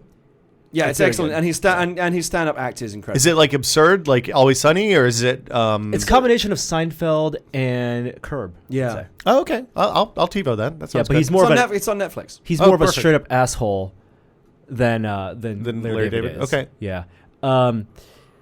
So he did he's done stand up shows obviously for a while, and he did a couple shows at the Beacon Theater in New York. He paid for the production of these shows and shoot them with 6 cameras. So he hired a film crew to shoot it. And he's also famous for editing all his shows himself. So yeah, he edits the TV show the TV too, show, right? just on the MacBook using Final Cut. Crazy. Which is awesome. He has a lot of creative control over that. So his experiment is that he's going to sell that show. I mean, It's hold special. on. Let's just think about that. That is fucking incredible. That he takes a MacBook, he takes a TV show that they should. Is it a 4-camera show? Is it a normal sitcom, or is it shot differently? No, it's differently. It's one camera. Okay. Yeah, it's a handheld kind of thing. So, and he edits it himself on a laptop computer using a like $500 piece of love software. That is 20 years ago you had a $300,000 piece of equipment to do that. I mean, this is crazy. Sorry, go ahead. So for this experiment, he said it costs $170,000 to hire the production crew to film his show, and then he had to build a website, which he says cost $30,000. So about $200,000 to produce this video, stand-up special, 90-minute special, which he sold online, DRM free for $5 for the weekend. And like a 1.2 gigabyte. It's a good HD. And so this is kind of like going to the farmer's 720p, market. yeah. There's no middleman. You're buying the content directly from the source. Now you did the math. Your deal is directly with Louis C.K. You're not going through iTunes or Amazon or any kind of provider. And so it kind of blew up on Reddit. People were saying support this type of content distribution, let comedians and entertainers cut out the middleman. Because I think when he did it, Louis C.K. also kind of made like a very nice statement where he said, look, I'm trying to do something here. You need to support artists. Please don't steal this. And it wasn't like the like radio high thing horse a few years ago. kind of thing. It wasn't like, fuck DRM. It's like, I don't really get what DRM is. I don't get torrenting. But my friends who I trust tell me that, this is the best way to get it to you guys. Yeah. And it was very sincere. Yeah. And because of that sincerity, that helps on the internet. Well, also people like him. People, and he's funny. He's a hero of the internet. It doesn't hurt that he's successful. Yeah. And people know who he is. I'm sure if a it helps that he creates content that people want because he's very funny and the stuff is very good. And I think what he did that was very smart. So he cuts out the middleman. And it's $5. Yeah. And $5 super fair is price. a terrific price. Yes. Yeah. It's a DVD that it's an hour, would have normally been $20. And I think at some point you have to do it that way because we've seen these different experimentations. I remember Radiohead did the thing where they just said pay whatever you want, and most people paid nothing. Well, a lot of people paid I think the average price, even with most people paying nothing, was around $5. But I can't remember. That's a hazy memory. But I think Louis C.K. rather than that kind of Wild West, we don't know what's going to happen. He just I'm going to set what I think is a very reasonable price. Yeah, $5 is incredibly reasonable. Yeah, and I believe it's been very successful. Right? Well, he actually.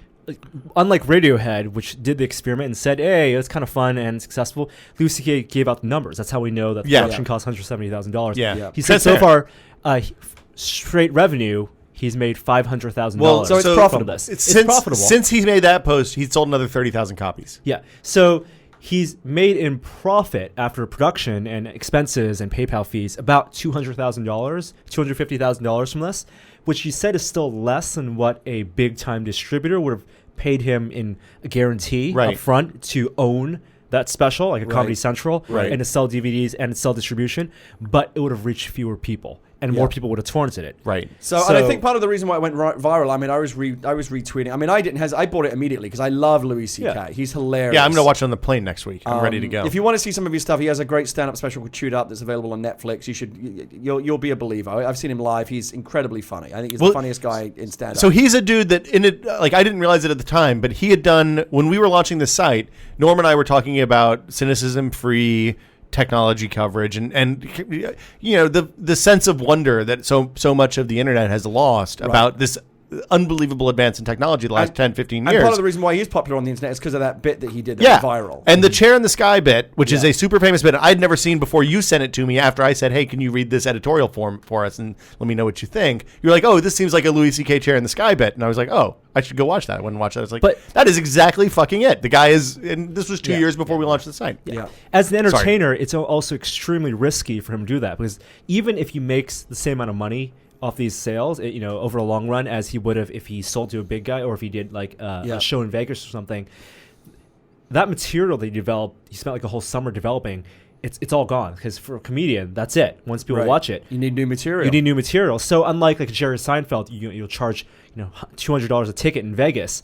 Very few people see it, but he can milk it over several years. Right. But once you put something out on Netflix or a DVD special, that material is burned. Yeah. And that usually is the last resort for a consumer. That's why HBO, you get that after you pay the special. After the tour. Right.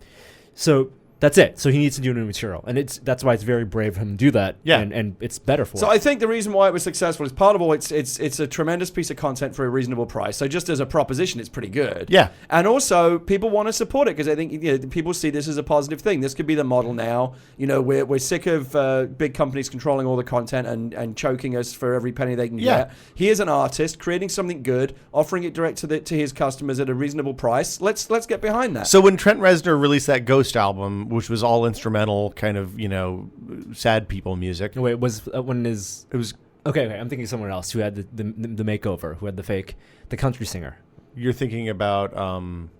I don't remember. Move on. Trent Reznor. Trent Reznor, did like this, after the Radiohead thing, before this, Trent Reznor released one of his, I guess, one album ago now. Yeah. He released a thing, and he did the same kind of model, but he did the same. He did something in between. So he did the Radiohead pay what you want thing for downloads, and I think the minimum for that was $4 or $5 or something. Right. And then he also did these increasingly elaborate box sets for $200, $300, $400. Right. That had like. The most expensive one had him coming to your house and making you tea or something. I don't know the specifics, but It's a Kickstarter project. yeah, pretty much. Yeah.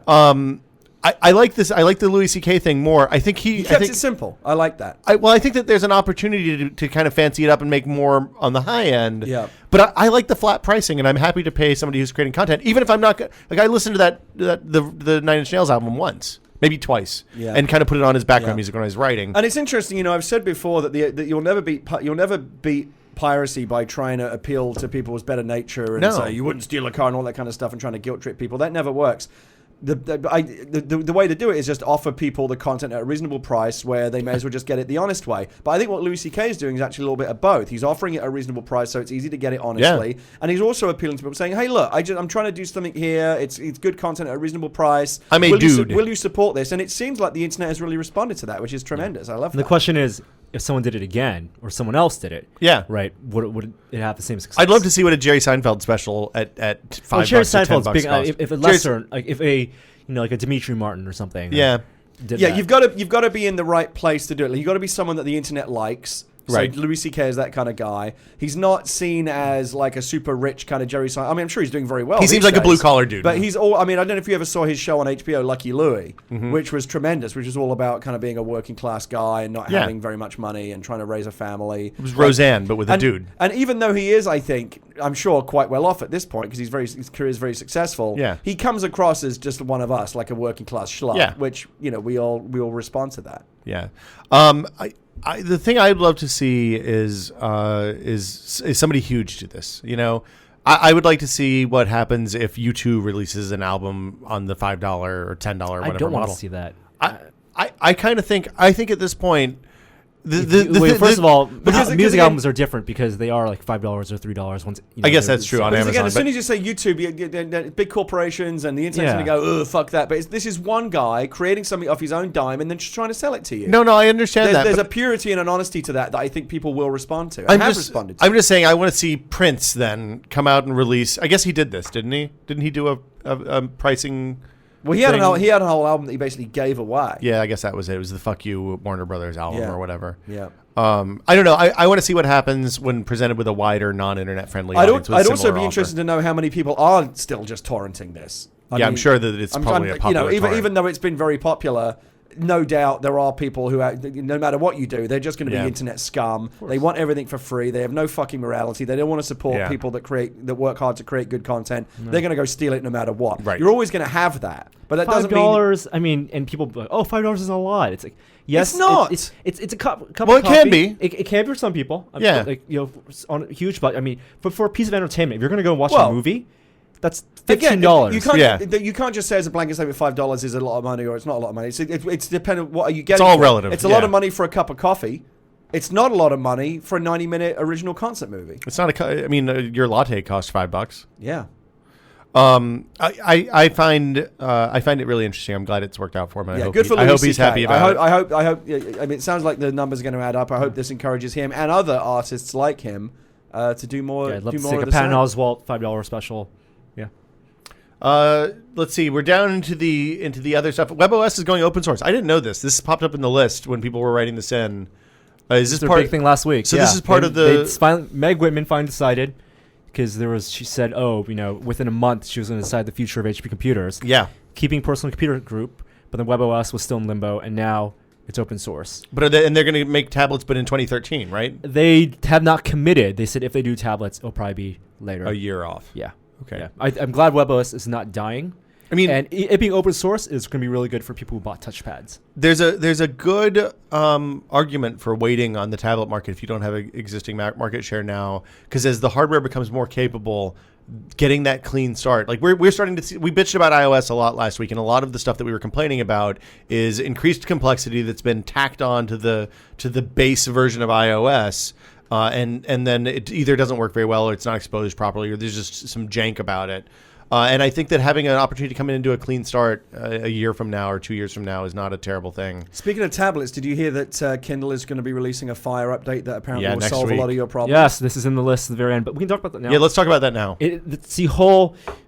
It's the oh shit. No, well, no, there was a blowback this week. It's the whole. We're going to release a product now, but it's not going to be fully complete, and then promise updates later. Fucking hate that. Yeah. There was a lot of blowback on the Fire in the last week. The New York Times had 2 or 3 pieces this weekend that were, hey, About people are upset with this, returning it.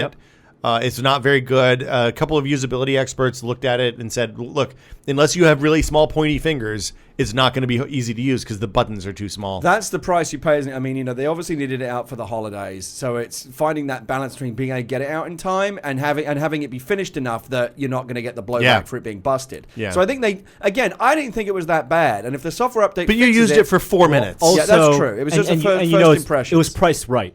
Yeah, the price. Right. If it was The pricing is terrific. According to Amazon, it's the #1 most gifted product on Amazon right now. So I don't believe any of the shit Amazon says about how much they sell on products that they don't give you numbers on. right. I mean, and they will never unless they're a public company, which they There's are. no way. They are a public There's no company. way for them ever to be held. Amazon is a public company. Then why don't they release? Because they don't have to. They just release overall revenue and per division and all that Yeah, they stuff. can never really be called to account on that because there's no retail chain that you can't get anywhere in to figure out what's going The on. Kindle is the best-selling device on Amazon as well. But is it one SKU of the Kindle, or is it the Kindle as a 12 SKU family, which it is now? But I try to be optimistic. If this update fixes it, the Kindle could be a great product. Yeah, if it does, it's Well, good. they can't fix the fact that it has no hardware buttons. Well, apparently, so the other problem that I heard about apparently is that a lot of people complain about the fact that because the power button's on the bottom of it, that it's very easy to accidentally turn it off. Like you're resting it on your knee or whatever. Yeah, it's kind of recessed. I don't know. I've heard that. I don't know if that's true. I haven't used it enough. Amazon's getting a lot of flack these days. They did this program that they have like 4 different barcode scanners, 4 different ways to buy, 4 different apps, even on the iPhone to buy shit. Right? You have the Amazon. Straight up Amazon store, there's a barcode scanner, there's like the window browser app, there's the Flow app that you can just kind of scan things. I got to tell you, I was in Target the other day, and there was I think 4 different products that I would have bought, except I scanned it with Amazon. I'm like, oh shit, I just get it cheaper, and I got that's it there part of the instead. problem. I mean, Target's still a big company. Amazon has a promotion where if you go to a local bookstore and you just the act of scanning a book, just compare the price to realize. Oh, they'll make you a deal? That they will give you $5 credit to buy anything but a book, other things. Right. So because they can't change the price of books in the So, stores. I know people are complaining. Is that adding competitive, or is that just being competitive? Amazon? That's being a dick. I think They're encouraging people to go. They're rewarding people going to local small bookstores, whether it's small or big bookstores, regardless, and then basically telling. I mean, that's the thing. prices are Amazon's shit. doing very, very well. Do they really need to stomp on little independent bookstores at this point? I feel like a lot And of books aren't even their biggest business. a lot of Not what anymore. a lot of the goodwill Amazon has built has been because they have not done the Walmart thing and come into small towns and opened big box places and started shutting down the small businesses. Right. By encouraging this, then they are burning a lot of the goodwill. But it's ultimately consumer friendly, isn't it? My girlfriend and I were shopping this weekend. She was looking for some new clothes, and she was wandering around Macy's, and there was a bunch of stuff that she wanted to buy. But she has this app called Shop Savvy that you can scan barcodes, and she found it lets you create a little shopping list, right? That you can then go figure out later. She got deals on everything that she would have bought at Macy's. Shop Savvy found using cheaper Shop somewhere Savvy else. is killing big box retail. Yeah. Okay. No, I mean it's the thing is it's business models that are incompatible with each other, and they're going to reach an equilibrium at some point. And what's going to end up happening if everybody does this is that eventually there will be no Macy's store that Leah can go in to try on clothes and scan the barcode. And there's value to both big box retailers, and also independent small retailers. Yeah. Right. I mean, inventory, getting stuff. Both of those places, brick and mortar places, you can get stuff immediately. And I would pay. I would gladly pay a premium for that instant gratification. Yeah. Be able to walk out with it and have it now. And that premium is different for different people based on disposable income. But right now there's a sales tax loophole too, which is going to go away soon. Yes. And that changes the dynamic of online versus picking it up locally too. I think it's shit if you go to a store and you try on something like a piece of clothing. It's okay, I think, if you do price matching for like. If you find Blu-ray, sure, maybe Blu-ray or even a piece of clothing. But if you actually go and try it on, like a pair of jeans, and then you go buy it online because it's $10 cheaper, I think that's stupid. If you tried it and you made use of their facilities, there are some things that I'm always going to want to buy in the store. Like, I don't like ordering clothes on the internet because you want to see what it looks like on. You want to try it on in the store, see how it is. Yeah. And again, things that you might want or need at that moment, where you're not willing to wait for 2-day shipping or whatever, then those things are always going to be good. But I definitely have developed this habit now, where if it's not something that I need right away, if it's in the store and I think I kind of want that, I will almost as a habit scan the barcode and see if I can get a better deal. Which you and it most usually almost will. can. Yeah. Usually almost can. So it has incentivized at least a smaller, brick and mortar stores to change the way they're selling stuff. The way now if you go to a small bookstore, the experience is the service is better, right? And they're doing more events. They're becoming less of a retailer and more of an experience, more of a service almost. Yeah. I'm okay with I think what happens is the people who are good at small brick and mortar are going to survive and thrive, and the people that you hit the store and they treat you like shit and nobody wants to help and you don't get what you're looking for, those people are pretty much fucked.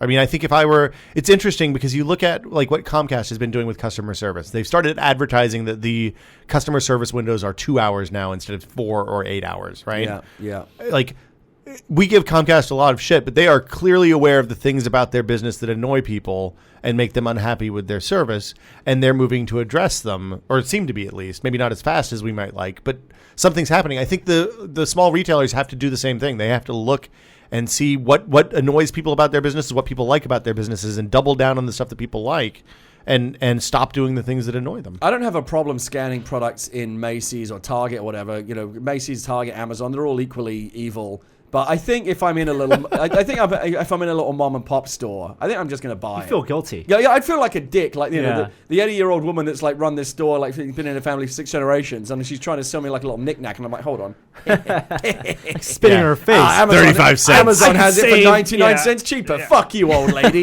No, that's at some point you got to draw the line ethically. Kevin Werner submitted a story without comment. The headline of the story, I'm not going to read the whole thing, but the headline of the story is Sony on PlayStation Vita. We're in this for the long term. Oh, how ironic. No, I didn't say that. I'm just quoting a headline on, I guess, industrygamers.com. So they clearly, Vita's coming out in Japan real soon, I guess. And that's... Do you think that's them preemptively, getting out ahead of it, not selling fantastic out of the gate or something? I would say they're hedging their bets. Yeah. See, Sony and Microsoft and even Apple have such different approaches to what they've done with devices. When PlayStation came out, the reason they justify a high price tag wasn't we have great games. Right. I mean, it was that it does everything. Blu-ray. That's been their big marketing campaign. It only does everything. Yeah. And yet the Xbox 360 does more than it. Right. And Xbox is it never sold itself as you're supposed to make believe as that the it does center everything. of your living room. It just happened that way over time. It was a game console first. Hold on. No. That the strategy of making the Xbox be the living room thing, when Microsoft came out and said when the first Xbox came out, hey, this isn't a media box, this isn't a living room box, this is a game console, I immediately thought it's gonna be a media box. This is clearly the long-term strategy. The marketing we knew from the very beginning that it was going to be about the battle for the living room and all that multimedia second stuff. screen. I think it's ironic though that Sony is pushing that it only does everything angle when Microsoft at this point has completely accelerated away from them. Microsoft is actually much better able to make that claim. Oh yeah, absolutely. But Sony doesn't make that claim anymore. They don't do it only does everything. I don't think so. I haven't seen that in years. Really? Make.believe replaced that. No. For PlayStation, Sony overall make.believe, but the PlayStation branding is still it only does everything. I'm pretty sure. everything. Anyway. What else should we talk about? We've got some more little hits on the news here. Just as an afterthought on the Vita, though, they're probably not kidding around when they say they're in it for the long term. They clearly were on the PlayStation 3. They were happy for the PlayStation 3 to hemorrhage money for a long time until it started to turn. I don't think I would say they were happy, but well, no, but I mean they weren't going to. They were in it for the long term. Now they fucked up at launch. They were bleeding money for a long time on PlayStation 3. Now they're starting to kind of bring it back around, but they obviously were able, because they have such deep pockets, to eat that loss for a considerable amount of time. What would it take for either of you to get a Vita? they'd have to give me one for free. Yeah, I would need to be free. Really? Yeah. You I said mean- the same thing almost about 3DS, and you picked up a 3DS. I don't have a 3DS. Well, I mean, Gary got a 3DS. I did Yeah. pick up. Have you played it yet? Yeah, What did you play? I played Mario Kart 7 Okay. and Tetris Axis. Okay. I made my Mii, Okay. and I played around with the 3D camera a You little played Super bit. Mario Land? Not yet. Okay. Um, Isn't that what you bought it for, ostensibly? I bought it. for Zelda. I bought it mostly because I got suckered into the Zelda Special Edition. Yeah. So I got. I think mostly all the good games. I got Tetris Axis, Super Mario 3D Land, Mario Kart 7, Star Fox, and Zelda Ocarina of Time. Yeah. So I got some good games. Probably the only games I'll ever need for it. Something great comes out a year from now, but I'm pretty good for now. The 3D. I like it, but after about, as everyone said, after about 20 minutes, your brain starts saying, I don't like this very much. Well, so the thing Patrick and Spores Ryan start and, popping yeah, up. the 3D spores start forming in your brain. the thing Patrick and Ryan and Brad said about the 3D is that the Mario Kart 7 is the first thing that they've played that they left the 3D on for an extended period of time. So I think that's Yeah, Leah, because I got Mario Kart 7 mostly for Leah because she loves Mario Kart in all its Yeah. forms, and she's enjoyed. She's kept the 3D on. it's She enjoyed it. It's a good Mario Kart too, by all Yeah, reports. it's great. She really she's had a good time with it so far. Going back to Microsoft. Yeah, really can we talk about the quickly. iOS apps that they've released? That's exactly what I'm talking Yeah. about, and it does. It's again a difference between Sony and Microsoft, And Apple, too. Apple. Well, Apple is like a bigger animal now. No. See, here's the thing. If Apple had an iTunes store for Android, it would be a way to pull people into their ecosystem. Like you use your Android phone to buy iOS apps to play on your iPad. or? No, iTunes store. Oh, iTunes store. So to okay. buy music and content and rentals and all that stuff. Yes. They could have owned that market on Android for the first 2 years of Android's existence, but they didn't. iBooks would be a real competitor to Amazon and Barnes & Noble, except for it's only available on iOS devices. So is Microsoft the first big company to go in other competing platforms to share the ecosystem? Microsoft's kind of always done that. They didn't do it with Zune, which I think was a big mistake for Zune, because if they had had a Zune app for iOS and Android before RDO and Spotify and all those things came I out, would have paid that Zune Yeah. pass if I could have got it on my device. Yeah. I love that. That or on Mac for that And- matter. and Yeah. If they Anyway. had more success with it, they might have kept the ability to download 10 songs. Right. We'll talk about music streaming. Amazon figured this out. It's not about selling the hardware. It's about selling the ecosystem. It's a platform. Yeah. Well, And I mean, also Microsoft realizing that if you don't control the market share for the hardware, get all your software out, and seed that so that people can get interested in what you have that's unique. So for iOS, have these interns left used Kleenexes on the table? I really hope I not. don't I'm know. I didn't gonna- know what they were using. This room is getting worse by the second. Yeah. Listen, and by the way, I've decided I'm not coming back in here until you get that. the dude is diagnosed. coming today. We'll so cover that up at least. Yeah, we just don't talk about the wall. Okay. Yeah, so Microsoft has released a bunch of apps. The Xbox Connector, the Connectimals. I think Alan Wake is coming to PC now, is one of the rumors I had heard. I don't know if that's true or not. Yeah. SkyDrive. The SkyDrive stuff is now out on iOS. They're clearly embracing iOS as a way to drive people into their services, which, if they are a services company, is important. They're also There comes a point where a device or an ecosystem becomes so saturated, like the iPhone or Android is, Yeah. that you kind of just have to get on board. You can't ignore it. You're hurting yourself to ignore it. And you can't be like Nokia. I mean, you see that quote from the Nokia boss yesterday? what did he say? He said, youth is a top story on Tech Meme. Youth are getting sick of iPhones. iPhones are no longer fashionable. There are too many of them. Really? And youth don't get Android, so they don't understand Android. It's too complex. I think that's a fair assessment. Well, I think that's a fair assessment. Well, I think a lot of youth are happy if all they know is Android. No. I think that the iPhone is too popular. Nope, no way. Kids under 12, 50% of them want iPads. Number one item they want for Christmas is iPad. Look at Norm. He's Mr. Number One. It's too mainstream for me, and he still has an iPhone. That's true. He's the litmus test right there. Well, he's In not young Finland- anymore. He's late 20s. So Sorry, dude. no, thanks a lot, Will. You're not wearing your headphones today. Oh, I didn't really realize that. Look Because at all my the- ears look- hurting. look- Oh, okay. look at all the kids in the UK that have Blackberries. That's not a problem. Malik from Gigom went to Yeah. Finland for a briefing, and he talked to people in Finland where Nokia is based, where they gave out Nokia phones. Yeah, People there still switch back to the iPhone because it works. Yeah. Yeah, Yeah. that sounds like a fucking fantastically deluded statement to me. I think like as I've started riding the train back into work again, and I look at the people on the train with their iPhones out, it is like it's the vast majority of people holding any kind of device is an iPhone. Yeah. Usually an iPhone 4. Yeah. And it's not about conformity. It's not about, hey, look, we both have iPhones. I'm gonna give you the secret nod.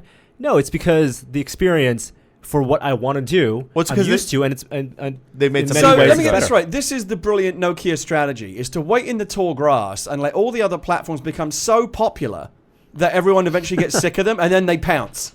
That's the moment they're waiting for. I think you're reading too much into a single statement made by a dude.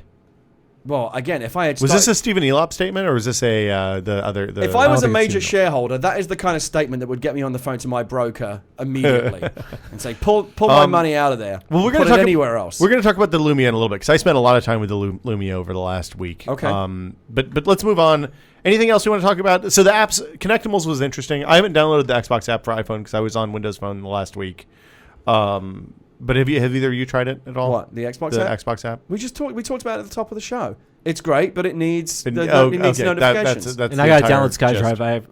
And SkyDrive actually, it's a service that was out before Dropbox. You get more free space. I don't think it was out before Dropbox. Around It's si- 25 gigs. It's very elegant, but it's only really good for information. Yeah, I can go online, I can check my gamer score, I can see who's online right now, but I can't. And I can Well, no, we're send talking about messages- SkyDrive now. Oh, sorry, I was Yeah. still on the Xbox. SkyDrive is their Keep up, man. cloud storage competitor. So It's Dropbox. basically Dropbox. But it's Yeah. API access Dropbox rather than necessarily. Okay, so is this going to do anything for me that Dropbox? Because I feel like I'm pretty well cloud covered these days between Dropbox and iCloud. Do I really need another thing? Here's the thing. The place where Dropbox gets really interesting for me is, you know how 1Password uses Dropbox to sync your password file between love multiple that. computers? It's great. Dropbox has some APIs that allow you to do that. I have a bunch of other apps. Instacast does that. I can't remember some of the others, but there's other things that use Dropbox for a similar functionality. SkyDrive was designed with that in mind from the beginning. Mm-hmm. So instead of just saving in a weird folder on your hard drive, you're supposed to use SkyDrive to programmatically connect to the cloud, to save stuff in the cloud, like your pictures. And Gary, you say you love iCloud and you love Dropbox, and the reason you love both those things is because they do different things, even though they're both cloud services. Dropbox is for independent file storage. Yeah, I don't really. Although I have storage, I don't use iCloud for storage. Right. I use iCloud just to for keep my automated devices stuff synced and up. PhotoStream, right? Yeah. SkyDrive is both those things in one Ah. for Windows. Okay. It's storage plus. But is there any reason for, say, you or me to add that to what we already have, our suite of services? Because I use Windows. The thing is, Xbox. Okay. All those stuff. I mean, the apps that use SkyDrive will use SkyDrive. So you'll use it for that, but you may not even know it beyond signing in to live I the don't think. first Yeah, time. it doesn't seem like it's for me, but The It is. difference on this is that the SkyDrive client lets you upload photos and stuff like that from an iOS device to SkyDrive, which is actually kind of a good and thing. it's 25 gigs of storage. 25 gigs that's pretty decent. instead of 2 for Dropbox. So yeah, that's pretty much it for news. Is there anything else on that list? It's a real long list, and we, as always, with listeners' choice, we don't get to everything. People want to know how old I am. It's out there. I'm not going to say. I just want to make. I'm not giving the people what they want. They're saying now that, I mean, we're getting into rumor territory that the MacBook Pros might get a quote-unquote Retina level high-resolution display next year. I believe it. Yeah, I heard about a 15-inch MacBook Pro. I as would well. hope so. I mean, I hope that the 13-inch MacBook Pro gets a If they can do better Air screen at least. Right, if they can do a 2560, and Samsung says they're doing 25, or they haven't said, but the rumor is that Samsung's going to do 2560 by 1600 resolution tablet, 10-inch tablet next year, early next year, before the iPad. There's no reason that a 13-inch MacBook Pro can't get a Retina level screen. I agree. Both Twitter and YouTube have gotten new designs. Cosmic Panda is finally out on YouTube. Do you want to bitch about the new? I like the new there's Twitter design. This came out after we recorded the podcast. Yeah, last I haven't week. gotten the new Twitter design yet. So on my it's desktop kind of Twitter. split the internet. Not Has the there pundits into. ever been a major overhaul of a popular service like Facebook, Twitter, Xbox, whatever, that was just universally well received? There have been Gmail redesigns that were universal. Well, Not that was- recent oh, ones. no, everyone Gmail went complains. Not the recent ones, but Gmail went early from ones. shit to Yeah. slowly adding features that you Don't come to need, expect. I suppose. People just don't like, even if it is ultimately a better redesign, people just don't like being bumped out of their comfort zone, what's Well, familiar to them. It's more than that. And there's actually a lot of insider stuff at Twitter talking about how the people there, the company culture there. You're talking about that Business Insider thing? Yeah, they don't know what's going on. They don't know what to do. Like Twitter was such a unexpected runaway success, and they just want to keep the course for it. Well, and kind of an accidental success. Yeah, and it's a very basic service. Like unlike Facebook, you could explain Twitter to someone. It's 140 characters. What you're doing right now. Explain Facebook in one word or one sentence. You can't. Yeah. But Facebook is constantly reimagining itself and adding new features because they have this captured audience, and they know. Yeah. And they're Facebook of 2006 is dramatically different from Facebook of today. The Twitter is essential service. I mean, aside from URL shortening built in stuff like that. Yeah, it's the same service because they don't want to rock the boat. I mean that's the thing. Twitter doesn't really need to evolve very much, does it? I mean, the simplicity. Well, they want to make money. It is what makes it good. Right. The complaints that people have, the designers and have about the new Twitter website and new Twitter mainstream Twitter app is that it's the Discover and the Connections tabs make no sense. They're for the layman. What does that mean? Yeah, I don't really understand what they are. Exactly. But for the basic service, it's fine. If you want to send a tweet, it's perfectly fine. It looks better. Yeah. But they didn't throw the baby out with the bathwater. They didn't, but they added things that you might not necessarily use. Yeah. I do like it because they brought back the retweets. Your thing. tweets retweeted. Right. Yeah. They brought that into the app, so that's why I like it. The thing that I don't like about the new mentions tab is that it has all sorts of other noise in there that I don't like. I spend a large percentage of time I'm on Twitter in the mentions tab just talking to people, and as a result, now it has all the stuff that people retweet of mine, all the people who follow me. Yeah. And this is admittedly a problem that people who have a fair number of followers are going to have, and normal people won't. But because they've changed this option unilaterally, it means I'm not updating the iPhone app ever again, I don't think. The only thing I don't like is it used to be very easy on the iPhone app to dial up someone's profile and see if they followed you or not. Yeah. I don't know. That seems to have gone away. Well, that's something. It's funny. That's one of those features that was really inconsistently supported. Some of the apps, official apps, supported it. Some don't. And I never understood the rhyme or reason. It's almost, I mean, part of it is because they bought a bunch of apps from different developers and made them universal apps, made them official apps. And TweetDeck handles things very differently than they own Tweety. TweetDeck and well, what was Tweety? Tweety became the official Twitter app. But now there became the is no official Twitter Tweety left in the new Twitter app. Obviously. They kind of overhauled that. I think they overhauled design and the back end stuff, which is we need that because you need a faster API access. But they added new functionality that you might not necessarily need. And yes, a lot of people hate change, but a lot of people are actually buying the alternative Twitter apps now, third-party ones. Well, I think that what's going to happen is like Tweetbot and some of the third-party, the better third-party apps will see a resurgence. They already have. Yeah. There's a small amount of change is bad. I wish that there were some apps. On a personal note, I wish that there were Twitter clients that were for people who use Twitter the way I use Twitter, which I know is not the norm. That's whatchamacallit. Hootsuite.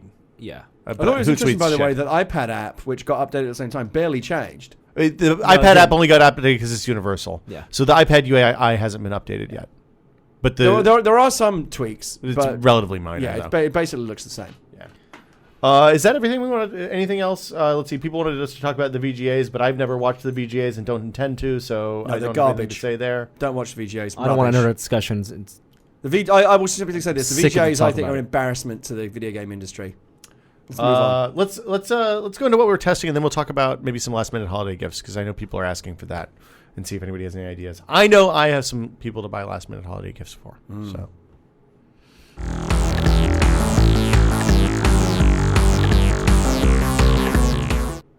So what have you guys been testing, Norm? I got a free Windows Phone 7 Whoa! Samsung Focus. Whoa!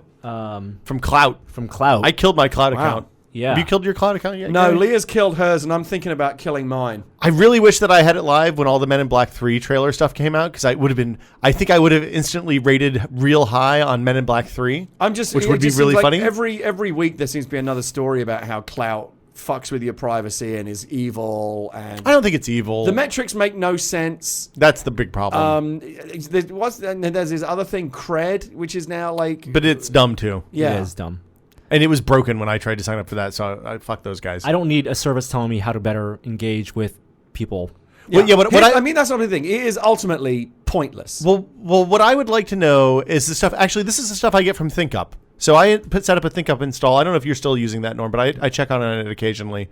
And it's Gina Trapani, who you may remember from Lifehacker, and I think she's on This Week in Google frequently. But she split off when she left Lifehacker. She built this app working for the federal government. It's an open source web based thing that you basically get metrics on. You can track responses and conversations and stuff like that. That's what I want from a Twitter metrics app, right?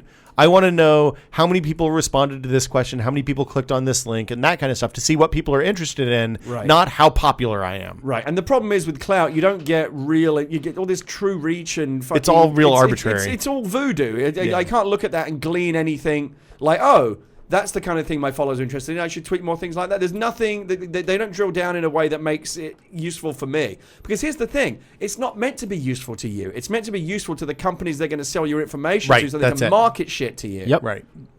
So speaking of marketing shit to people, Norm got a free Windows Focus phone. Windows 7. So how did that work? Did you have to go to an event or something? No. I just got an email said, "Hey, you're eligible for a Clout perk." What the fuck? I signed up for that, and they said I wasn't eligible. My Clout's better than yours. See, it's all bullshit. But you're not as Norm is more phone influential than you are, clearly, because you're an Apple guy. All right. And he's where's my free Apple products? Yeah, see, Apple are too smart to get involved in this shit. They're not going to get suckered into that. No, they only give it to the people who really matter. Yeah, they're not fucking desperate like Microsoft with Windows Phone. Yeah. So Microsoft did a deal with Clout where they gave away 500 phones.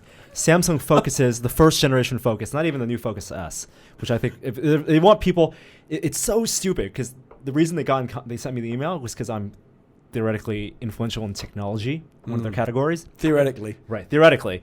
And so the people who know about technology, who are at least influential about it, maybe there's a disconnect, maybe you can be influential about technology and not know anything about it, are going to know that this is not the newest Windows Phone. It has Mango on it, so that's nice. Yep. But it's the first Samsung Focus. It's the one we reviewed a year ago. Yeah, exactly. Your old phone. But this has Mango on it, and the thing is they sent it, it has a SIM card in there. I have another phone number, I know. Wait, is it and the thing that you might not realize because you don't have caller ID anywhere, but when you call somebody with that number, it says Microsoft Corporation. Really? Yeah. I'm gonna try that later this afternoon. Wait, so you can use that as a free phone? I can use it. I don't know for those phone calls. It's probably a month. Would be my guess. Not only can I make free phone calls, I can buy shit on the because on Windows Phone you can bill to the SIM account. I'm just all the crank calls you could do calling out people pretending to be from Microsoft. Yeah, hey, caller ID is going to say that. We need your Xbox Live password. I've been very responsible. Don't do that. You're missing on some prank call opportunities. It has given me more reason to use Windows Phone 7 and Mango, and I think I'm slowly falling into that category. Like we were talking a couple weeks ago about people who like the idea of Windows Phone 7. The condescending Windows Phone 7 user. But we're not really using it enough to know if it's. But now that I'm really using it. Yes. I'm not finding. there are things I really don't like about it. That's what I heard. And not just because I am used to iOS, I really try to distance myself. Objectively, coming with a clean slate. Yeah, there are things that I naturally want it to do, from using touch interfaces in general and using UIs in general that it just doesn't do. Give me an example. The back button. I'm in a web page, and this same. It's been over there. The way you browse the web and on the desktop. Even on, when you're in Internet Explorer on your desktop, the back button I expect to go backward, right? If I hit back, but it's a physical button, it's a capacitive button. Well, the screen button. It's not an on-screen button to go back. No, but it's on the touch screen. It's not. It's not on the glass screen. Yeah. Right. It's like Android going back, right? I hit back too many times and I go back out. I jump out of the. Well, that's the thing is the back is back in the OS level. This is one of the things that annoys me is there's frequent those hardware buttons should be context aware. Yeah. So, for example, frequently you'll be in an app and directly above the hardware search button, there's a software search button, which means you're supposed to search inside that app. That makes no sense at all to me. And I can't explain this clearly without charts and flow graphs and stuff, but because all the services are interconnected, in my brain, as I go from one app to a service, to contacts, to their Facebook photos or something, and I back out of that, I want to naturally flow back the way I got to that. Yeah. It doesn't do that. No. It backs you out to the main thing, or it goes through a divergent path. I don't like that. You can't, I don't know, does Apple own the patent for pull down to refresh? I don't know. That's something that first showed up in Tweety. The first time I ever saw that was Tweety. Because the interface Metro is so smooth, right? It's much, the natural pull down. That's become part of the language we Yeah, expect now. Well, but only for on natural iOS. Well, no, but it just should be everywhere. In Windows Phone 7, if I can pull down and it shows the bouncy animation, Yeah. that should be a refresh. No, Whether agreed. you like And it it's or not not, iOS has defined a lot of what we think of as what the touch language should be. I understand that, but I mean, I'm just saying that is the only place you see this pull down to refresh thing in my experience. And yes, your contacts, the people, it's tied into Facebook and Twitter now with Mango. I still find myself using these separate Facebook and separate Twitter apps Yeah. in Windows Phone more than the people list. Yeah. The people list is of pretty low value most of the time.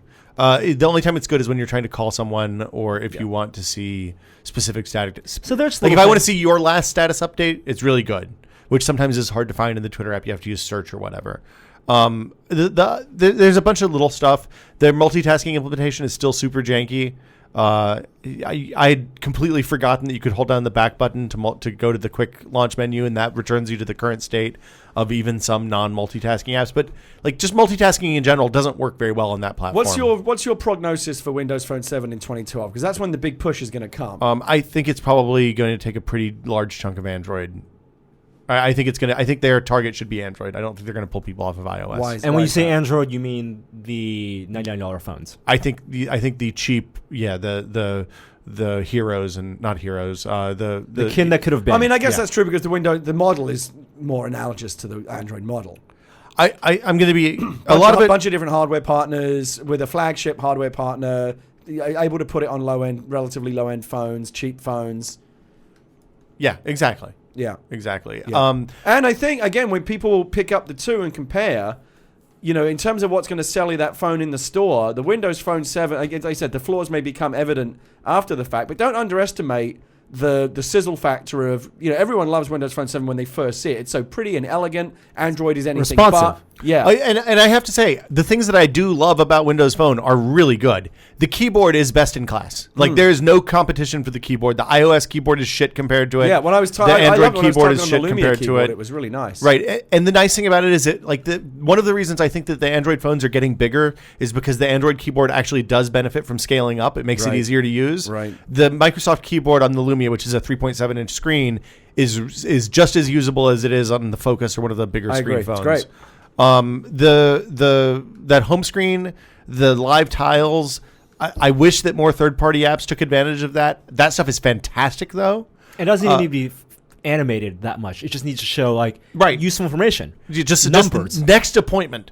I mean, that stuff is in the notification screen on iOS now, but just being able to have it there without, not the wall of icons, I'm done without with. having to touch anything. Right. Yeah. I find the wall of icons almost useless. Yeah. Especially the whole folder metaphor that Apple has put into iOS makes that phone much less usable because it's so easy to lose stuff.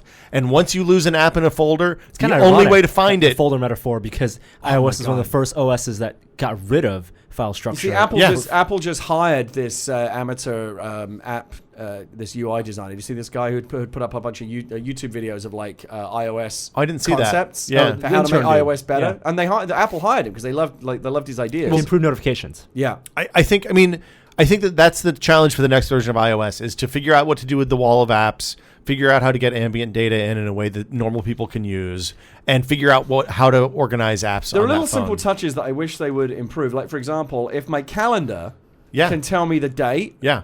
why can't the weather tell me the weather? I've asked that since the first version. Yep. I mean, I couldn't agree more. And just little things like that. The other stuff on the Windows Phone front, I love the ability to pin stuff from deep in apps. So, for example, in Rdio, you can pin a playlist or an album or an artist directly to the home screen. So if you're listening to, you get that kind of kick where you listen to one album Right, a lot, yeah. you just hit the button on the home screen, it starts playing. Like a quick Fantastic. But That's I will awesome. say, while that's great, because Metro is limiting in certain ways, like Spotify on Windows Phone 7, I still think not as good as Spotify on iOS, which isn't great. There are plenty of problems with Spotify See, on I think iOS. Rdio on iOS is worse than Rdio on Windows Phone. But so that could just be. I think I mean, it requires a different frame of thought. The other thing that is a big bummer after using iOS and even Android for a long time is the selection of apps on Windows Phone 7 is grim. Yeah, when you go to like the top stuff, Yeah. it's not. It's not good. It's not No. happy making. I don't think they're selling placement still. I think they did that early on, and hopefully they realized that was a mistake because they need to be promoting the very best content. There's no on like that joy platform. of discovering a new piece of software in the marketplace. Again, I'm genuinely not saying this in that kind of patronizing way that we thought might be the case. I really do hope Windows Phone 7 makes a serious dent next year, if only so that we don't feel stuck in this two-party system that we have right now. It'd be nice to have a legitimate third option. I think iOS is going to change pretty dramatically in the coming years. A lot of the It could. design It might not. Who elements knows? in iOS were part of the Steve regime. He was a big fan of the Wall of icons. No, not just the wall of icons, but like the soft leather, Yeah. right? The Corinthian leather and what's textured backgrounds God, and I stuff like forget that. the name of It that. starts with an O. Yeah, people hate it. I agree. I like using iCal on Lion is when you have to turn from one month to the next. Skeuomorphic. Yeah, that's it. It is. That doesn't start with an It O. doesn't start with an O. No, I thought it was. You know what you were thinking of? Onomatopoeia. No, which I'm are not- words, I'm not which thinking of words that. that sound like what they are. Right, I know. the best I know. words This in is the language. visual version of that. Onomatopoeia. It is Yeah. kind of actually. Thanks, Batman. But having to page, like watching that page flip animation on a digital calendar is the stupidest thing ever. You know, now that Jobs obviously is not going to be influencing Apple products going forward, I think, a lot of people have worried about the negative impact of that. It is entirely possible that some good will come of it as well, because I think, Jobs had some issues that were just personal to him, things that he that he insisted that maybe weren't the best. Jobs was a genius, but he Definitely made mistakes. He wasn't always right. Yeah. And the skeuomorphic stuff and other things that he liked, a lot of people don't like those things. It's kind of like how when Gene Roddenberry died, they could finally do. Yeah. They were Yes. finally unleashed in Star Trek. They could do the things that he always They insisted could have they couldn't do. the cast fight amongst themselves. Yeah. So Oops. Roddenberry obviously gave us this wonderful thing, Star Trek, in the same way that Jobs gave us this wonderful thing that is Apple and all the great innovations that they did. But at the same time, there were certain things that they just had kind of raging boners that they hated. Now that you don't have to worry about that, maybe they're a little bit more liberated to do some things. I think that are Apple, more limited so like that. than any of their competitors, is whole design, UI design up, and designers are more invested in Apple interfaces Absolutely. than any other interface. I think if any, I actually think it could be very good in the sense that I think Apple will continue to carry the overall Jobs philosophy forward, which is a great philosophy, but are now liberated from some of the little kind of niggly things that he insisted on that maybe weren't the best ideas. Well, if you hold the Galaxy Nexus up, right, and the iPhone 4 and a Lumia, and you just look at the OSs and the home screens, there's no way anyone's going to say that the iPhone is not the most beautiful in terms of the default icons. Well, no, people will say I that think all the that time. is a very arguable point. That's completely subjective. I hear people saying that they hate the look at iOS all the time. Really? Yes. It's from an icon perspective, like the amount of design, or most designed. How about that? I'm not making any kind of. I think we should No, talk it's about Windows Phone completely- 7 since that's what very we hard to started make out an talking objective about. statement about You design. guys get sucked back into iOS. Hey, let's talk about Pi. 4 minutes later, iOS. I spent some time with the Lumia, a week with the Lumia. It's a really nice So phone. you've both been spending more time with Windows Phone 7. Yeah, it's the first substantial. I mean, I spent a little bit of time with Mango right before that came out. Yeah. But the Lumia is a really nice phone. So Windows Phone 7 aside, because we've discussed that quite a bit already, what do you like about the phone, the hardware? I love the size. I think the 3.7-inch screen is a really good size great for the size. screen. I think that what they've done, it's a really good camera. I don't think it's tuned a little bit differently than the iPhone I camera. gotta tell you, I love that dedicated phone button. I think the camera button is one of my favorite features of Windows phones. I'm back and forth on the camera button because their implementation from off to camera to picture is hold that button for I think 3 seconds. I think actually the double tap and tap on the screen is faster. I can do that blindly on iOS now. Regardless, it's the same basic feature. Timing is about the same. The places where that camera falls short are software based.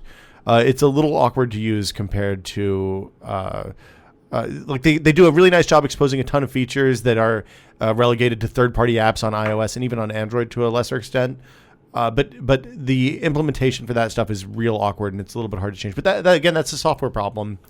I think that their color balance is a little bit weird on that camera as well. I know that Apple intentionally skews warm so that the photos look good.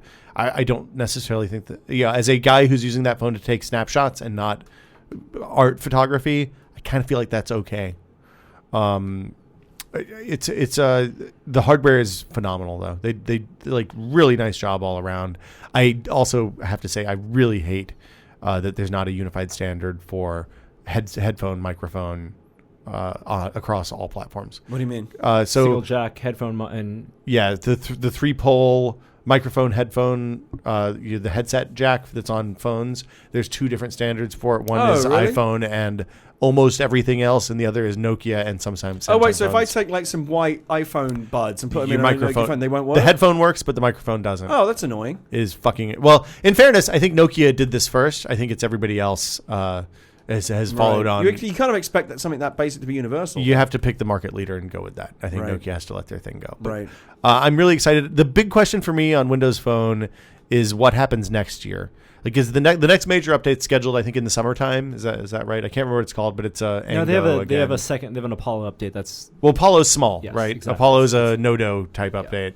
The next one after that is another big update, and I'm really interested to see what happens. I'm interested to see what happens with hardware next, because this Lumia phone is clocked at I think 1.4 gigahertz.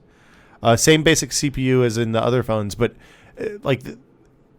how they evolve the hardware in that platform is a big question to me. I think both Microsoft and Google are going to be in tough positions in the next 18 months because they have premier partnerships with one OEM, but they also have to keep I'm going to go ahead and HTC's happy. The reason I've not recommended people buy the existing Samsung and HTC phones for Windows Phone 7 is that I think that those manufacturers are going to abandon that platform as quick as possible after the Nokia phones hit. Because there's no reason, if there's a premier partner, while Google has said, hey, Motorola is going to continue operating independently, the most favored nation status of Nokia and Microsoft is such that I can't imagine why Samsung, who has a strong Android and while presence, Google says Motorola is going to operate independently, they will own Motorola. Right. Well, assuming it goes through. There's no way there won't be some influence. Well, no, I'm just saying One way or assuming another. that sale Right. actually takes place. The Nokia...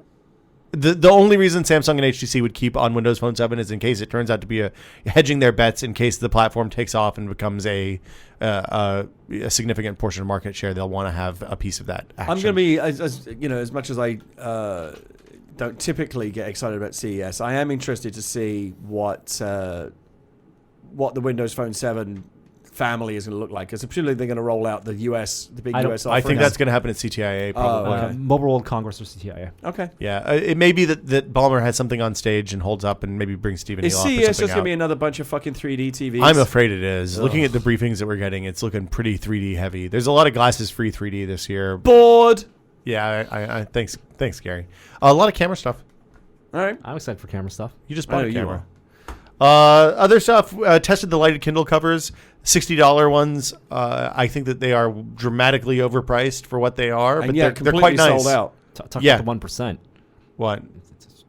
Fancy accessory. It's more than 2/3 the cost of your ebook reader. I mean, you could replace either of those with a $4 LED clip-on light that does exactly the same thing. Bookworm lights. Yeah, but those. I mean, I've used those extensively over the years, and they are always an annoyance because it's always flapping around, and it's like you put it in your bag to go on a You're right, plane. though, when the case is almost as much as the device itself, Right. that's kind of Yeah, outrageous. Are that's people the- buying it to protect their Kindles or for the light? I think probably a little bit of both. I mean, I think if you're buying a case, then the light is an added bonus. It's an upsell for a light from a lighted case Kindle to an insurance for unlighted $10. case. Any information on what the light does to your battery life? Yeah, I've used it for the last 2 weeks. It decimates battery life.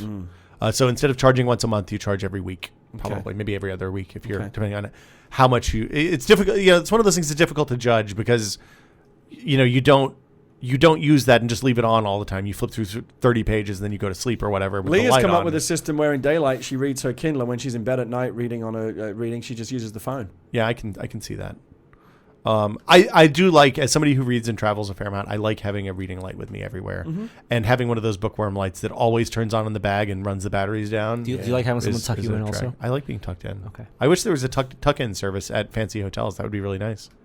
Come in. You know what I hate about bring you a cookie and some milk, and then they jam the sheets in real tight underneath you. I hate that. I hate that when I go to a hotel, the first thing I got to do is pull all the sheets out that have been tucked in like so tight military style. So you get in the hospital bed the way corners it is. rule, dude. You get in the bed the way it is. It's like you're caught in a sack. I like to. You can't move. I like that. I like to get my feet in there. I got to yank all those hospital corners out. I hate the extra pillows. Oh, so many pillows. I love the pillows. They're like four. Okay, they're four. I'm okay with the white fluffy. Yeah, down. 4 extra. Yeah, those pillows are fine, but then they have like the big ones that you never sleep on. Oh yeah, and then yeah. like the long like rolly back pillow thing goes on the floor. What I like, actually, I don't like the being tucked in super tight, but I love having a whole shitload of blankets on top of you, so you feel super weighted down. I like that. When it was super, super cold at home recently, I put 3 comforters on the bed. Yeah, we have 2 down comforters and a wool blanket on right now. I felt very snug. Because our bedroom heater's on the fridge. And we had flannel sheets as well, so it was super cozy. 24, we do flannel sheets about 50 weeks a year. Oh, lovely. The only time we don't have flannel sheets on in Pacifica is when it's a lot of laundry. Super hot. Yeah, when it gets really hot. Yeah. Other stuff we've been so yeah, on the Kindle cases, they're okay. I mean, if $60 doesn't seem like a lot of money for that, then buy them. If you just want a cheap reading light, spend $5 in Chinatown or on Amazon. Yeah, they sell them there. Yeah. On the Kindle front, I was getting in process of writing the Kindle review, and the announcement of this update came out, so I stopped that, and I guess I'll do that over the holidays or when we're back or something. If you want to know which Kindle to buy for somebody, the $79 one is the one to buy. That's the flat answer. Yeah. Yeah. Don't. The Touch is nice. It's an okay upsell. If you really think that you need 3G, buy the Touch. I don't think it's worth $150, double the price of the no 3G one. Yeah, the 79 one is a no-brainer. Such a great little product. I really am bummed that they didn't put buttons on the Touch. It seems like a real.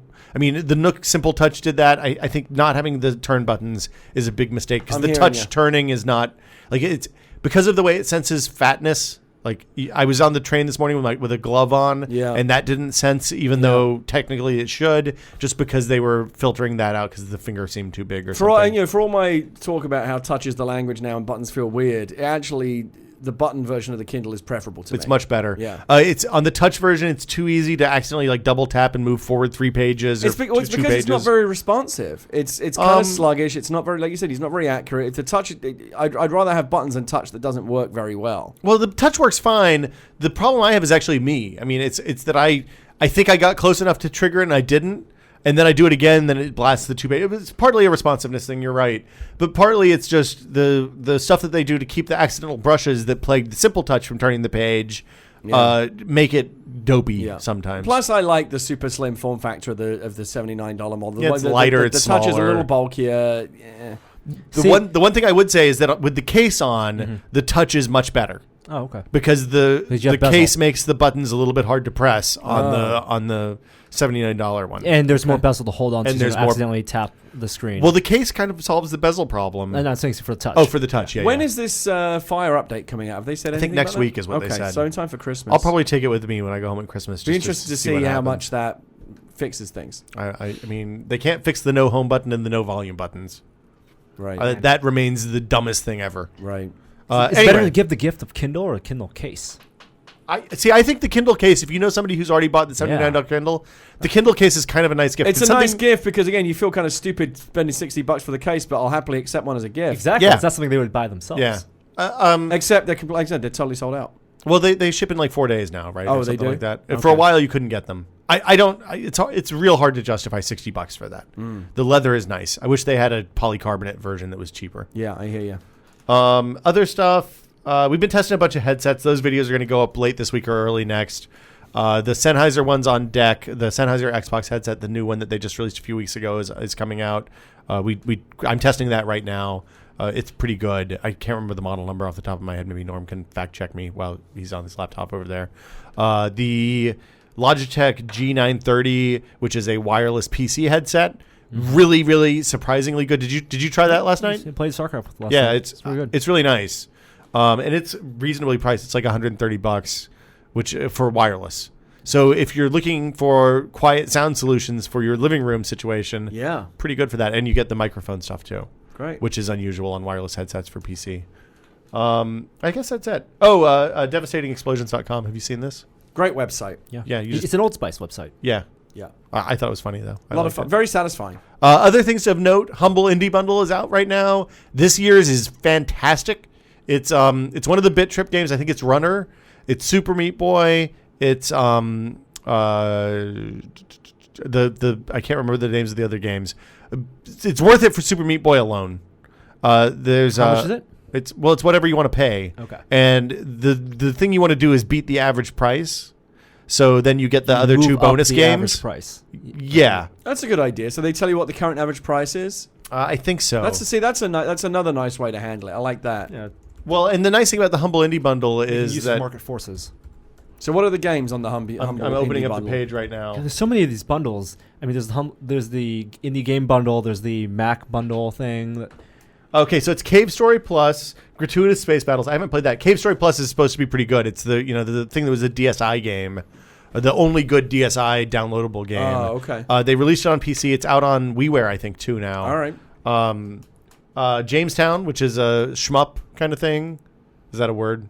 It's I- a bullet hell, I think. People is- have used the word shmup. Yes. Yeah, I know some people don't like shmup, but I'm not a call them fan. shmups. Shank, which was by all reports pretty good. Okay. Night Sky HD, I don't know what that is. And then the American Red Cross and Child's. Wait, no, that's not right. Super Meat Boy and That's Shank the kind of the star game. are the real stars. And then What's the other one? Super uh, Meat Boy and what? and Shank. I understand that people. I got to be really honest. like Super Shank. Meat Boy is the only one I've heard of out of those groups. Cave Story is pretty good. I've played Jamestown. I don't really like those kinds of games, but people are into it. It As seems more like. people buy, So they does it unlock tell more you right there games, what the current average price that people are paying is? I think so. My window might not be big enough, and since I'm on OS 10, it's hard to make the window bigger. So yeah, if you pay more than $5.32, you get gratuitous space battles and Oh Cave my Story God, Plus. That's so cheap. Yeah, and it's like That's there's terrific. a lot of game here. And the money goes to charity. Well, right? you can choose. So you can send it to the developers, you can send it to Child's Play, you can send it to the American Red Cross, and you can Fantastic. do whatever ratio you want. Wonderful. It's a good product. I like these guys. People should support them. And the URL is just humblebundle.com. So I'm going to play some music, and then we should do some questions. And we're running really late today, so we probably won't do too many. But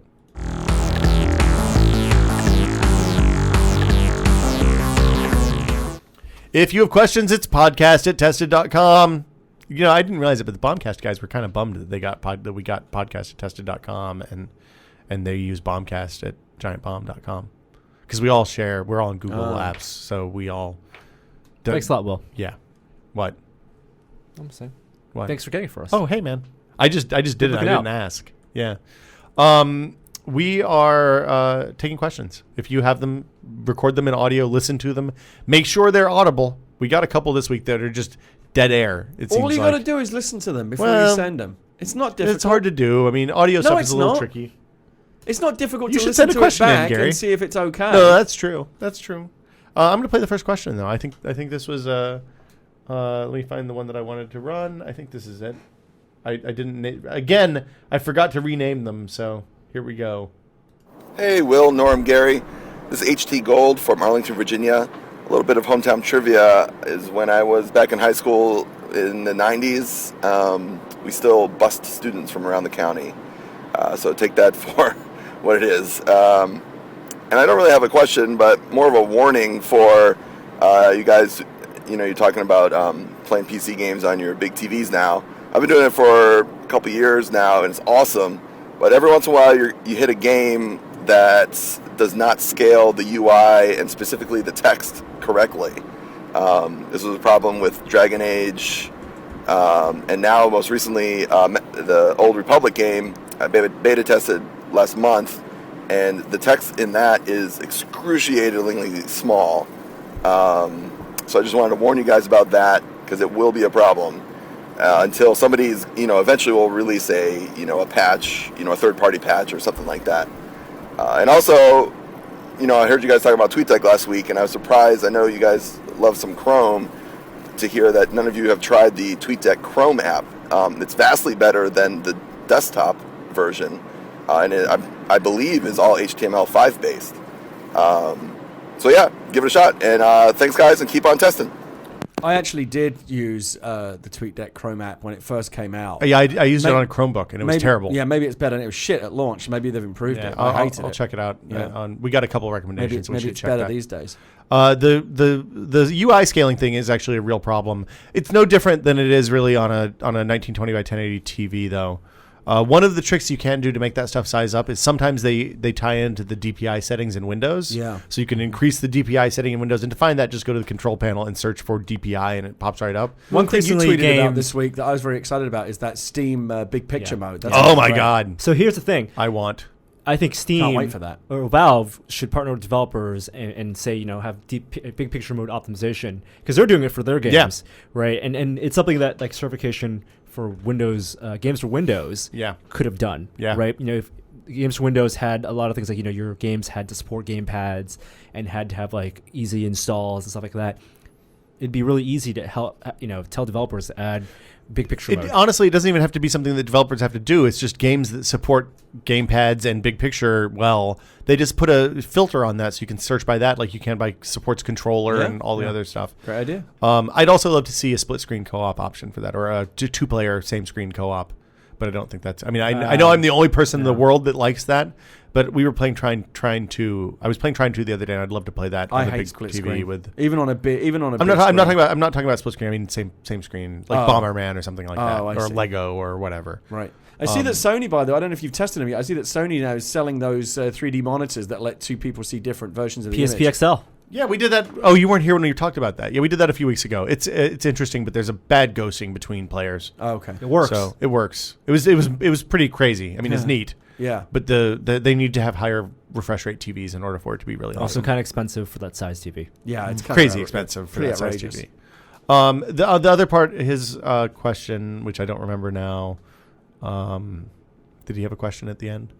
No, he did not have a question. He's wanted to make a statement. Okay. That was a good statement. Cautionary tale. A lot of games like WoW has a UI scale thing for that situation. So that if you're on like a 2560 by 1600 monitor, you can make the UI scale independently of the window resolution, which is good. I think more games should do that. I'm going to play another question now. Hi there, Will, Norm, Gary, Brad, or anyone else Good audio who's on the quality. podcast this week. My name's Jonty, and I'm from Melbourne. My question is around obsolescence in tech, and that is, do you guys own or have access to a piece of technology that's, say, 5 to 10 years old that you prefer to the technology that's around today, either because it has as good of features or better features than stuff that's in the market right now, or for some other reason for that matter? If so, what is it, and why do you like it? Also, I've got a would you rather. Would you rather go 24 hours without eating, or 24 hours with an itch you couldn't scratch? Thanks, and always be testing. I'd rather go 24 hours without eating. Yeah, same the here. itch would drive me batty. Yeah, Yes. agreed. Yes. And the worst thing is, it depends if at the end of that 24-hour period, because if you're hungry for 24 hours, at the end you could have a feast and you'd get the satisfaction. Real exciting. If the itch just goes away and you never You get to scratch it, the itch at the end. Oh, whoa. That would be like an really boring. orgasmic scratch. Yeah. I don't know, man. It'd probably be all festering and oozy. But and you gross. wouldn't make it 24 hours. You'd be, oven mitt hands. You go crazy. You'd be in the funny farm. Did you ever do that? Have poison ivy and your mom No, put I've oven heard- mitts I've heard- on your I've heard of hands? that, though. It's terrible. Really? It's like a very Charlie Brown kind It of was thing. it was not a nice thing to do. To It's a like having the child. cone of shame. Kinda. It is the cone of shame for humans. Well, what happens is you end up at some point like kicking your shoes off and trying to scratch yourself with your toenails. Wow, you turn into a dog. Real gross. Yeah, it's not I a mean, good think place. about it. The amount of time that usually elapses between having an itch that's really annoying and you scratching it is like it measured in seconds. Well, sometimes so 24 hours would be unbelievable. Sometimes it's in like a private place. Could be a test where of you willpower. can't possibly scratch in public. That doesn't bother me, dude. Oh. Scratch away. So like if you had to say some sort of anal chafing and you were in here on the internet live stream, would you just go at it? yeah, just get down there and root out the source of the problem. Yeah, don't do that, man. I don't think I have any technology that old that I mean, I certainly have technology that old that I still use. I don't have any technology that I prefer to whatever a newer version might be. And that's just the Clock? nature of technology. I have some cooking stuff, but I don't think that really counts because that changes at a much slower pace. Yeah. Like my stand mixer is essentially unchanged for the last 20 years. I think I bought it probably 10 years ago, but there's no stand mixer enhancements. Or my Xbox is 5 years old. I like that. PS3 is 5 years old. PC I like mouse, that. gaming mouse. There's some mice that just you. That's true. Like the IntelliMouse Explorer. If I could find an IntelliMouse Explorer 3 that was working still and had good feet and all that, I'd probably use one of those. Right. That was a great mouse. Right, but Maybe generally, a certain chair. generally the keyboard? technology tends to get better. I used a Natural Keyboard Pro for years after they stopped making those until the Comfort 4000 came out. I guess the we white talked one, about this beige recently, one. but I don't own one, but I would love to own one of those old clicky mic switch IBM keyboards. selectric Yeah. keyboard. I still love those. The feel of those. I keep wanting to get a typewriter. I had for a long time an app on my. I should look into it. I should get it again. Actually, that made your keyboard make the old typewriter sounds. That sounds horrible. And when you hit return, it would do the whole carriage return. What's the word for? It made you feel productive though. It really felt like you were tapping away. What's the word for dumb? That's kind of skeuomorphic. Yeah, that's it. It's audio skeuomorphic. See, I just invented a new word. Don't do that. I just did it. Did you watch the Amazing Race finale yet, Norm? I did not You watch, didn't watch the this season. season? Out of spite. Wow. Is it hard for you to watch that now? Is there some bitterness? They cast people who are really dumb this year. Would you go on Fear Factor? Fuck no. Wait? They sell Fear Factor? Yes, back. just started came back. back this week. Really? Oh yeah. Well, the challenges. Big ratings too. Scarier? They're cranking it up. I don't know. I just saw one still that looked like two people rolling around in what looked to be a large bath of blood and intestines. Oh my god. Yeah. It's Wow. really gross. I would never do Fear Factor. Which of the two? What if your biggest fear was to be was On Fear Factor? Was the intimate touch of a woman? I'd be okay with that. which of the two flavors of Fear Factor is worse for you? The kind of the heights and things like that, or like disgusting things? Discussing things, eating this and touching discussing things. Worse. Right. The thing is, I feel like I have a pretty good. I do not like heights, but I have a pretty good control over that, and I've done things that relate and also to heights. you know you're in a controlled environment. I actually think as scary as it would be, for example, to kind of do the man on wire thing, like walk across between two super high buildings. I think the rational part of my brain, which tells me that I'm hooked up to a harness and I can't really fall, They're not going to let me wins. die. I think that basically does override the fear. Yeah. No one's ever died on Fear Factor. Yet. They should have had one person die. Now, Just so that the fear is that bit more real for everyone that has to that's follow the episode that they person. didn't air. Yeah.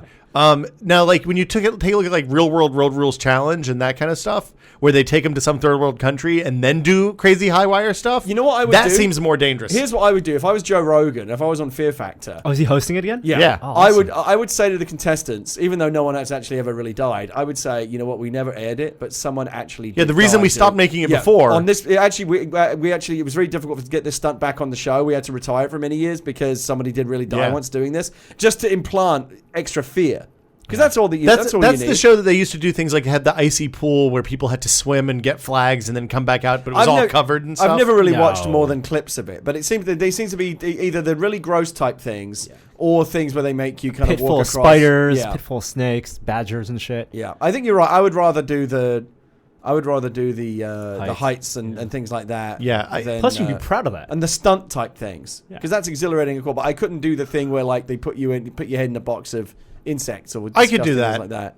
Did you ever watch that show? I mean, for money, I would do that probably. Depends on the amount of money. There was that reality show about staying calm where they would like. Oh, yeah, the chiller or icebox or something. Something like that, where they would like try to stress you out and measure your heart rate, Yeah. and the slower your heart. Do you rate feel like was, you would the be more good at money- that? I think I'd be awesome at that. You are your- an enormous choke artist. I mean, except for the lockpicks. You should go on Fear Factor. I would watch that. I don't want to go on Fear Factor.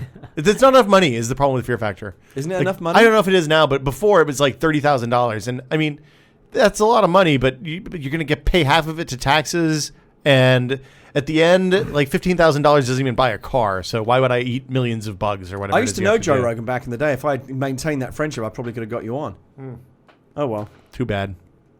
Well, it Yeah, sounds like you wouldn't have done it anyway. Will if I Smith had on walked Fear in and said Factor. I could totally I totally can get you on, you still wouldn't do I it. don't think I do so. it. He would. See, Norm. Norm has a history of this. Let's.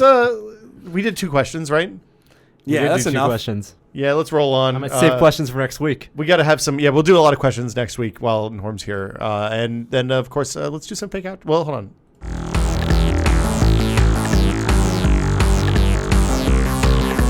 So today's listener's choice. We're all over the place.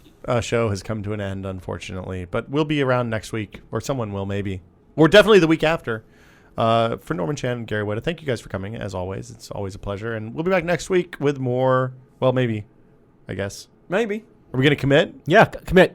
Norm's going to be here next week. I'll probably be around. Gary might be here. Who knows? More. This is only a test. Until then, stay tuned for fake outtakes. We'll see you guys next week. And have a happy holiday season wherever you may be. Merry Christmas. Hi there. I didn't see you.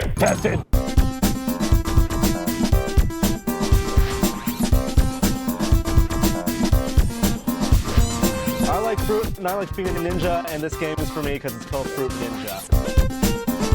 Fuck you, Felicia Day. Oh, did she rip off your act? It looked much scarier when they did it than when we did it. I didn't see it, actually. I watched the clip online. I just I got tweets about didn't it. watch any of it. I've known for years that the VGAs were awful. I didn't need to watch them this year. Yeah, I just apparently stopped. not. I mean, they brought out Charlie Sheen this year. That shows you the fucking bottom of the barrel they're scraping. Yeah. Anyway, let's move on. I don't want to talk about that. What I do want to talk about is stuff on the list that I'm opening right now. Oh my Fake God, it's outtakes the scariest list? part of... This isn't, fake outtakes are not meant to be like this. yeah. They're meant to be organic. What would you like to talk about, organic Gary? I don't know. Whatever. That's why Will fucked us on our Mission Impossible 3. Yeah. That's viewing. not my fault. No, wait, Gary's the one who fucked us. To be fair, it wasn't really Will's fault. Yeah. It was originally... I was the one who threw a wrench in the works. We had a last plan. minute. I mean, if you want to get down to it, Wes is the one who fucked us because he's the one who went off on a unilateral ticket buying decision. Well, I told him to buy the ticket. He could have called them and got changed the ticket. I'm sure. No. It's customer is always right, man. No. But now we're on two. So we had plans to all go and see Ghost Protocol. We've split the party. We had plans to all go see the Dark Knight preview. Yeah. Yeah. And apparently there's a 2-hour movie that comes along with it. I heard that. We'll watch that as well. Yeah, why not? It has Ving Rhames. So we're very excited about that. I like Simon And we Pegg. usually all go together, but because Yeah. I did fuck it up. No. We said when are we available? Gary's yes, maybe Monday. Well, no, you're flying out next week. Yeah, I'm Going gone on home. Monday. And So you I said Sunday maybe night. Sunday. Yeah, Yeah. Sunday. And then Sunday you had that go us.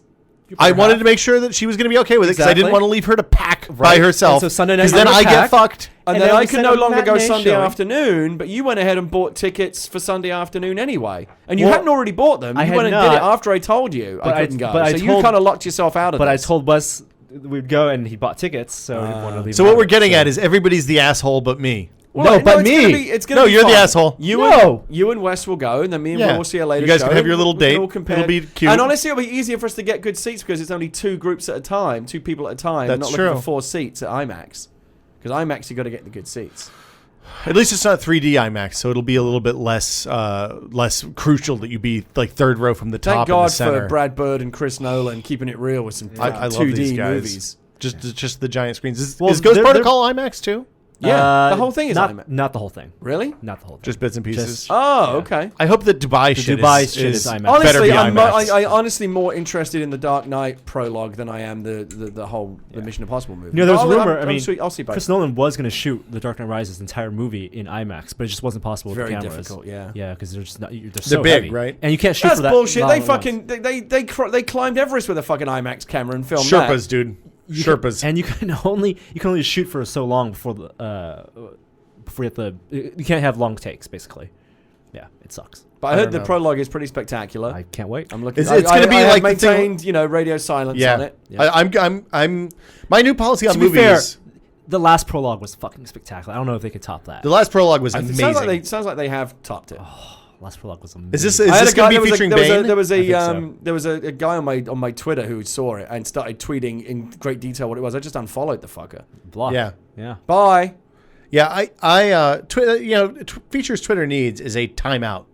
Like it would be Yeah, nice that to have a would be great. timeout button. Because sometimes I say like, hey, look, followers. Right. If you're talking about adding I'm features. gonna be Yeah. I'm gonna be tweeting the X Factor for the next 2 hours. You may want to set me Yeah. put me on timeout for 2 hours. That's Yeah. a great idea. Or like the Apple keynote's on. I get spammy during Apple Like, keynotes. There's no reason a third-party Twitter app. Like can't do on a that. Sunday, You don't need- Absolutely. on a Sunday when my Twitter basically becomes nothing but fucking NFL tweets, I would love to time out all those people. 'Cause I Yeah. couldn't be less Or interested. for, But I don't want to for have to hashtags. unfollow them and then manually refollow them. Yeah, because that's too much work. There used to be a service that That's a did great that, feature. They should add that timeout. but I don't think it works anymore.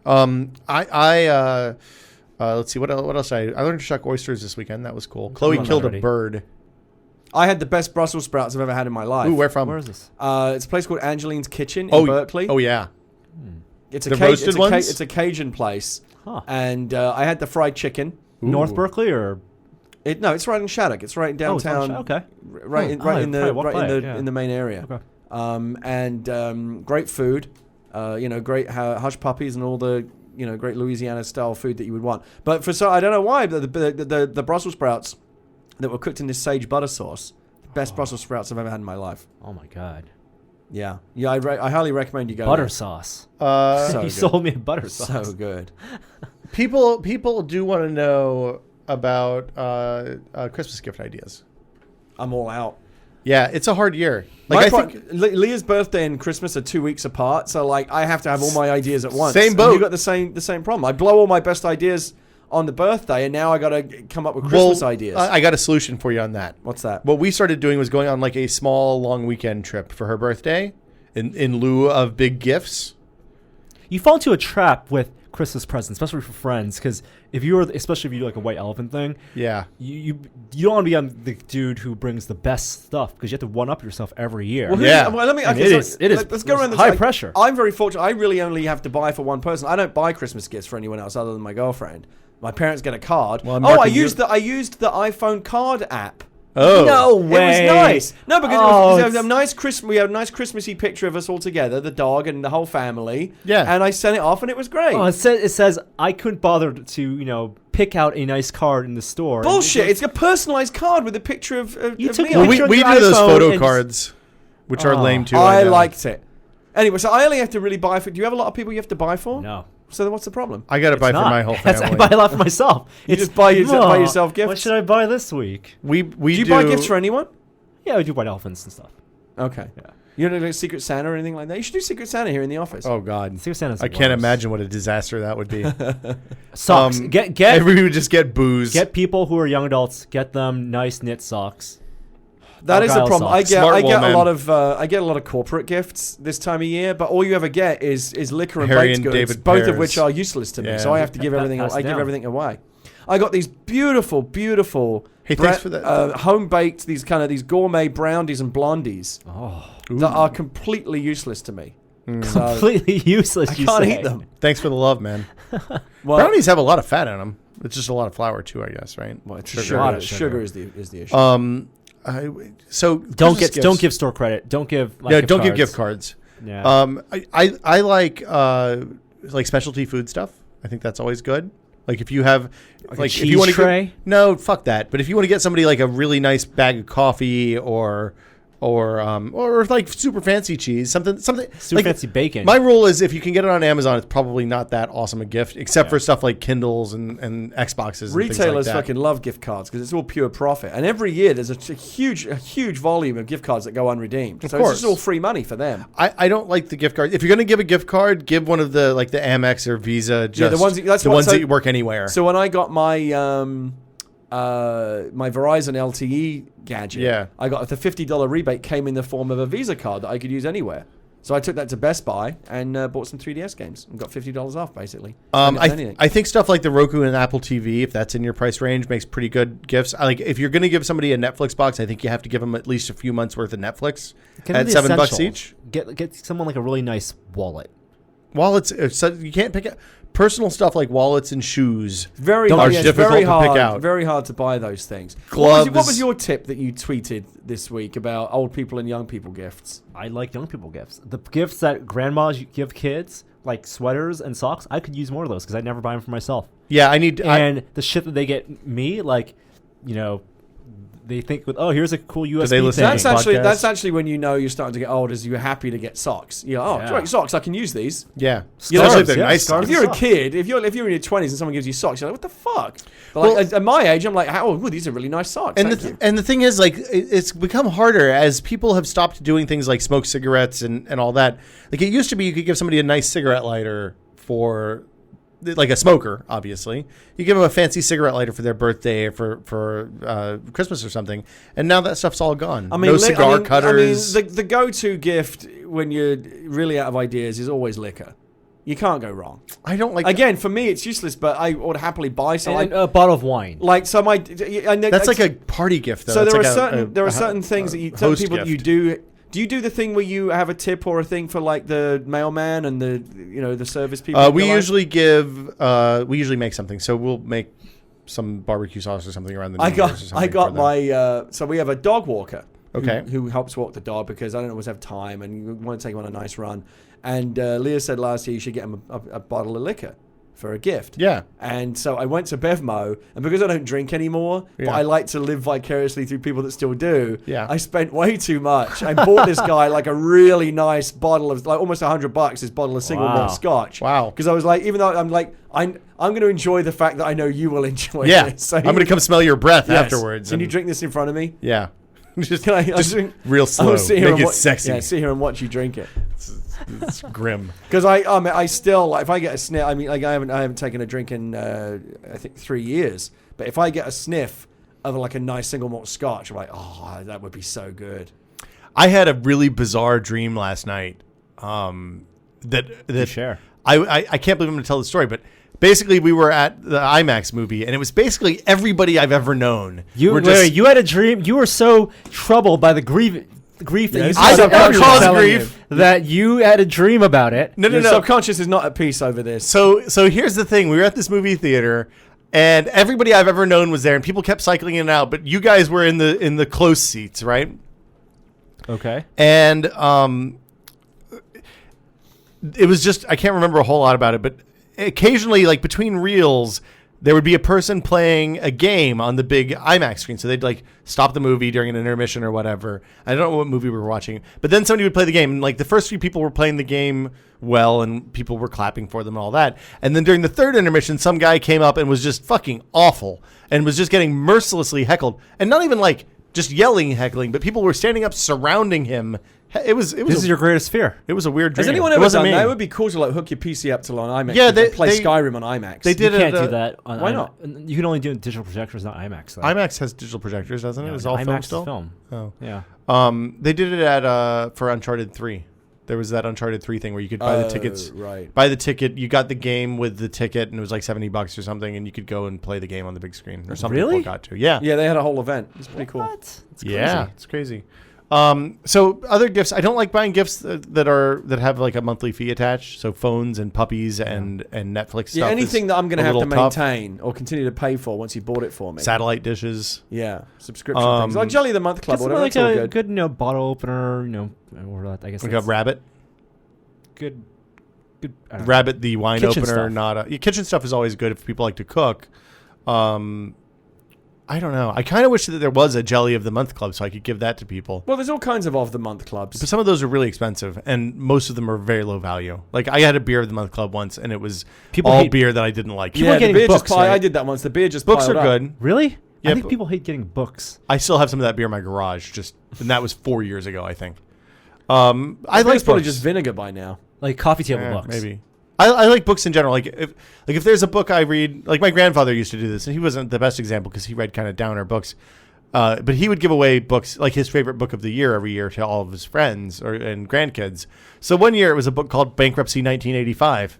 That was when I was 9. Yeah. It was, Don't buy people DVDs. Don't buy DVDs. Well, I decided recently. And I can't buy Blu-rays because I don't know if anyone has. Right. they You have buy a Blu-ray player. They're cheap enough now that you could give them as gifts. No. See, that's a thing. You think that's the worst gift that you can get someone like us, like a Blu-ray player. Oh, because then you have upgrade anxiety. It's like the present. Like if someone bought me a digital camera, I knew, and they know I'm into photography, so they'll get me a digital camera. They'll never get me the best model that I would get myself. Yeah. They'll get me like 2 steps down, and I feel compelled to use it because it's a gift, but it's not the one I want. I also feel weird about buying electronics just in general for people because like you never know what people have or what they want. But like for example, those Bowers and Wilkins C5 earbuds are like $180, $160 on the street. They're phenomenal. Right. But I don't know, because they're in-ear, I know a lot of people don't like in-ear buds, and because they have the weird in-the-ear connector thing, I don't know that they're necessarily a good thing to give as a technology gift. is tough unless it's like mainstream, like iPads and stuff that everybody would be happy to Yeah, but to I mean, get. there's a very limited number of people in my life that I would give $500 exactly. iPad to. So that's a tough one. One person, me. Coffee table. me, I would give myself an nice iPad. coffee table books are always good. Yeah, but again, that's something that you like. It's tough. Gifts are really hard. That's the takeaway. Like I've spent the last week looking at gifts to get. Oh, people you for should Christmas. donate money in that person's name to the Human Fund. to like Child's Play or Human to, fund. to, Money for people. Yeah, to charity, and they can't. I not decided one of the things I wanted to do this year is adopt a family for Christmas But Okay. we got into it a little bit. You know, basically you just pay for someone. It's like Sally Struthers. No, like let's say like a family that's not as well off as you that can't Oh. afford to have a nice Christmas. Yeah. You just pay for them. You set it up so that all the food and the presents and everything, you just provide it all for them. So you buy That's them nice. a nice Christmas. We got into it. Look, it's a thing you can do. There's registries and things where you can sign up to do it. We got into it a little bit late this year where basically all the families that in our area that would be appropriate are already been adopted. So it's nice to know that people are out there doing that. That's We good. eventually found went to a different registry and found a kid that's doesn't have a lot, family doesn't have a lot of money, so we donated like $100 for them to have some presents and nice. It's nice. It's anonymous, right? That's I'm not sure how that works. I don't know. Leah did it, or You're just basking in the goodwill. I'd want that to be anonymous. Well, there's pros and cons. I don't care. It makes no Pros difference to and me.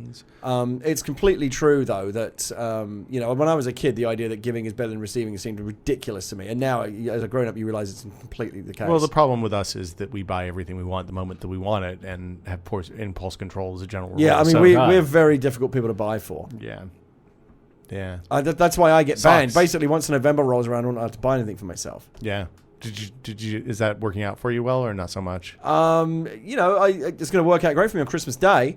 Okay. But until then, you can get a little bit blue balls on buying the things that you want for yourself. yeah. Well, it's good. It's a little delayed gratification is not an unhealthy thing. Yeah, why not? Yeah, booze. I think booze accessories are good sometimes if you have drinkers, like a nice cocktail mixing set or something like that is in a. It's saying, hey, I know you love to drink. Here's something to make that a little more fun for you. Yeah, gifts are tough. I don't know. Like if somebody loves coffee, then the Chemex cone combo is a awesome thing to give them if they have good grinder and that kind of stuff.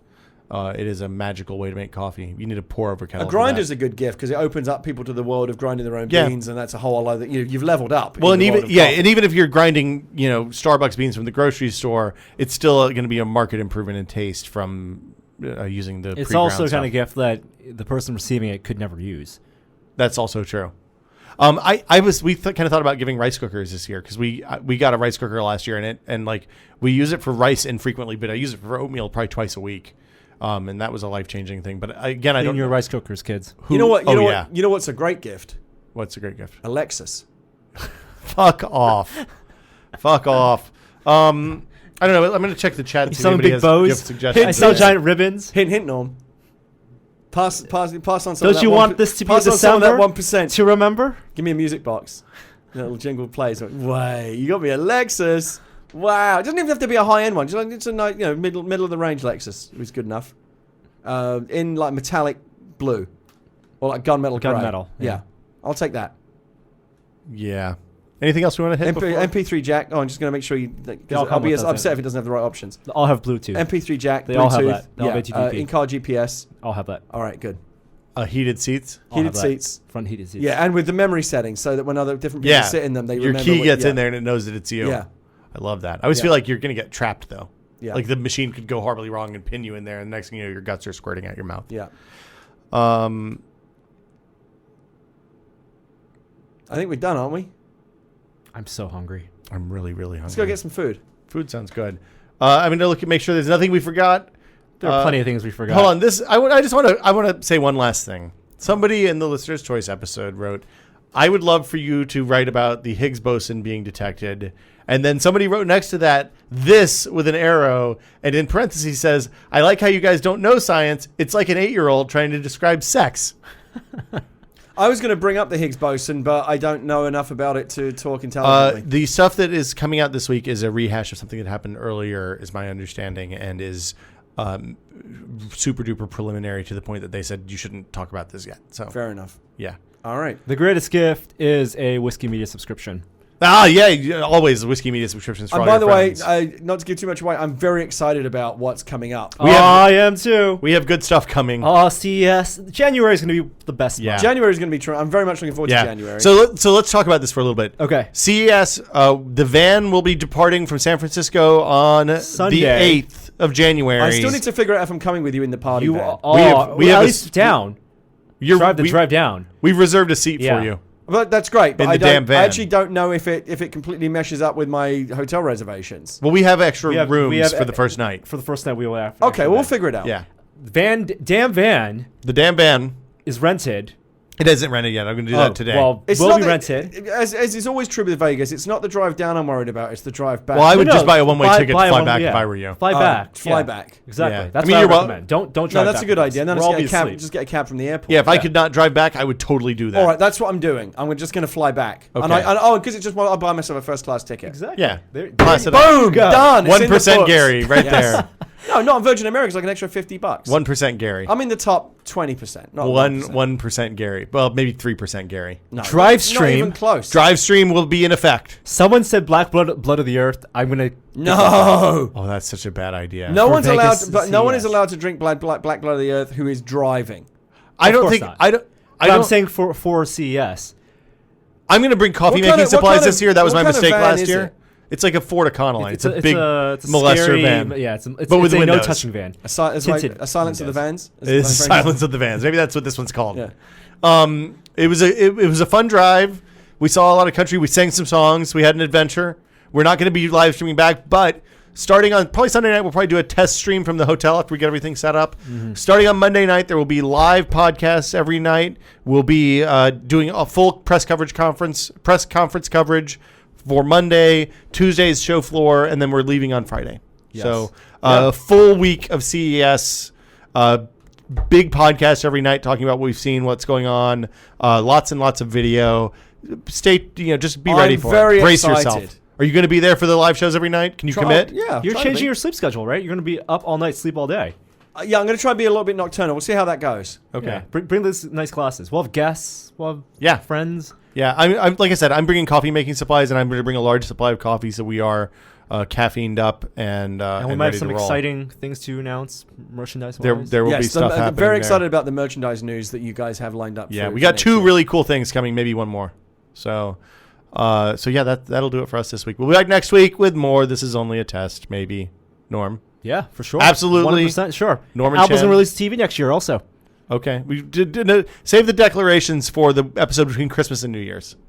It's gonna happen. Stupid declarations. I think that Christmas and New Year's podcast, I think that should be listener's choice. Nothing's off limits. Completely off topic. I'm just putting that out there. We'll see you guys next week. Bye. Let's go eat. Starving. Goodbye, live stream people. I want I'm Indian killing the food. stream.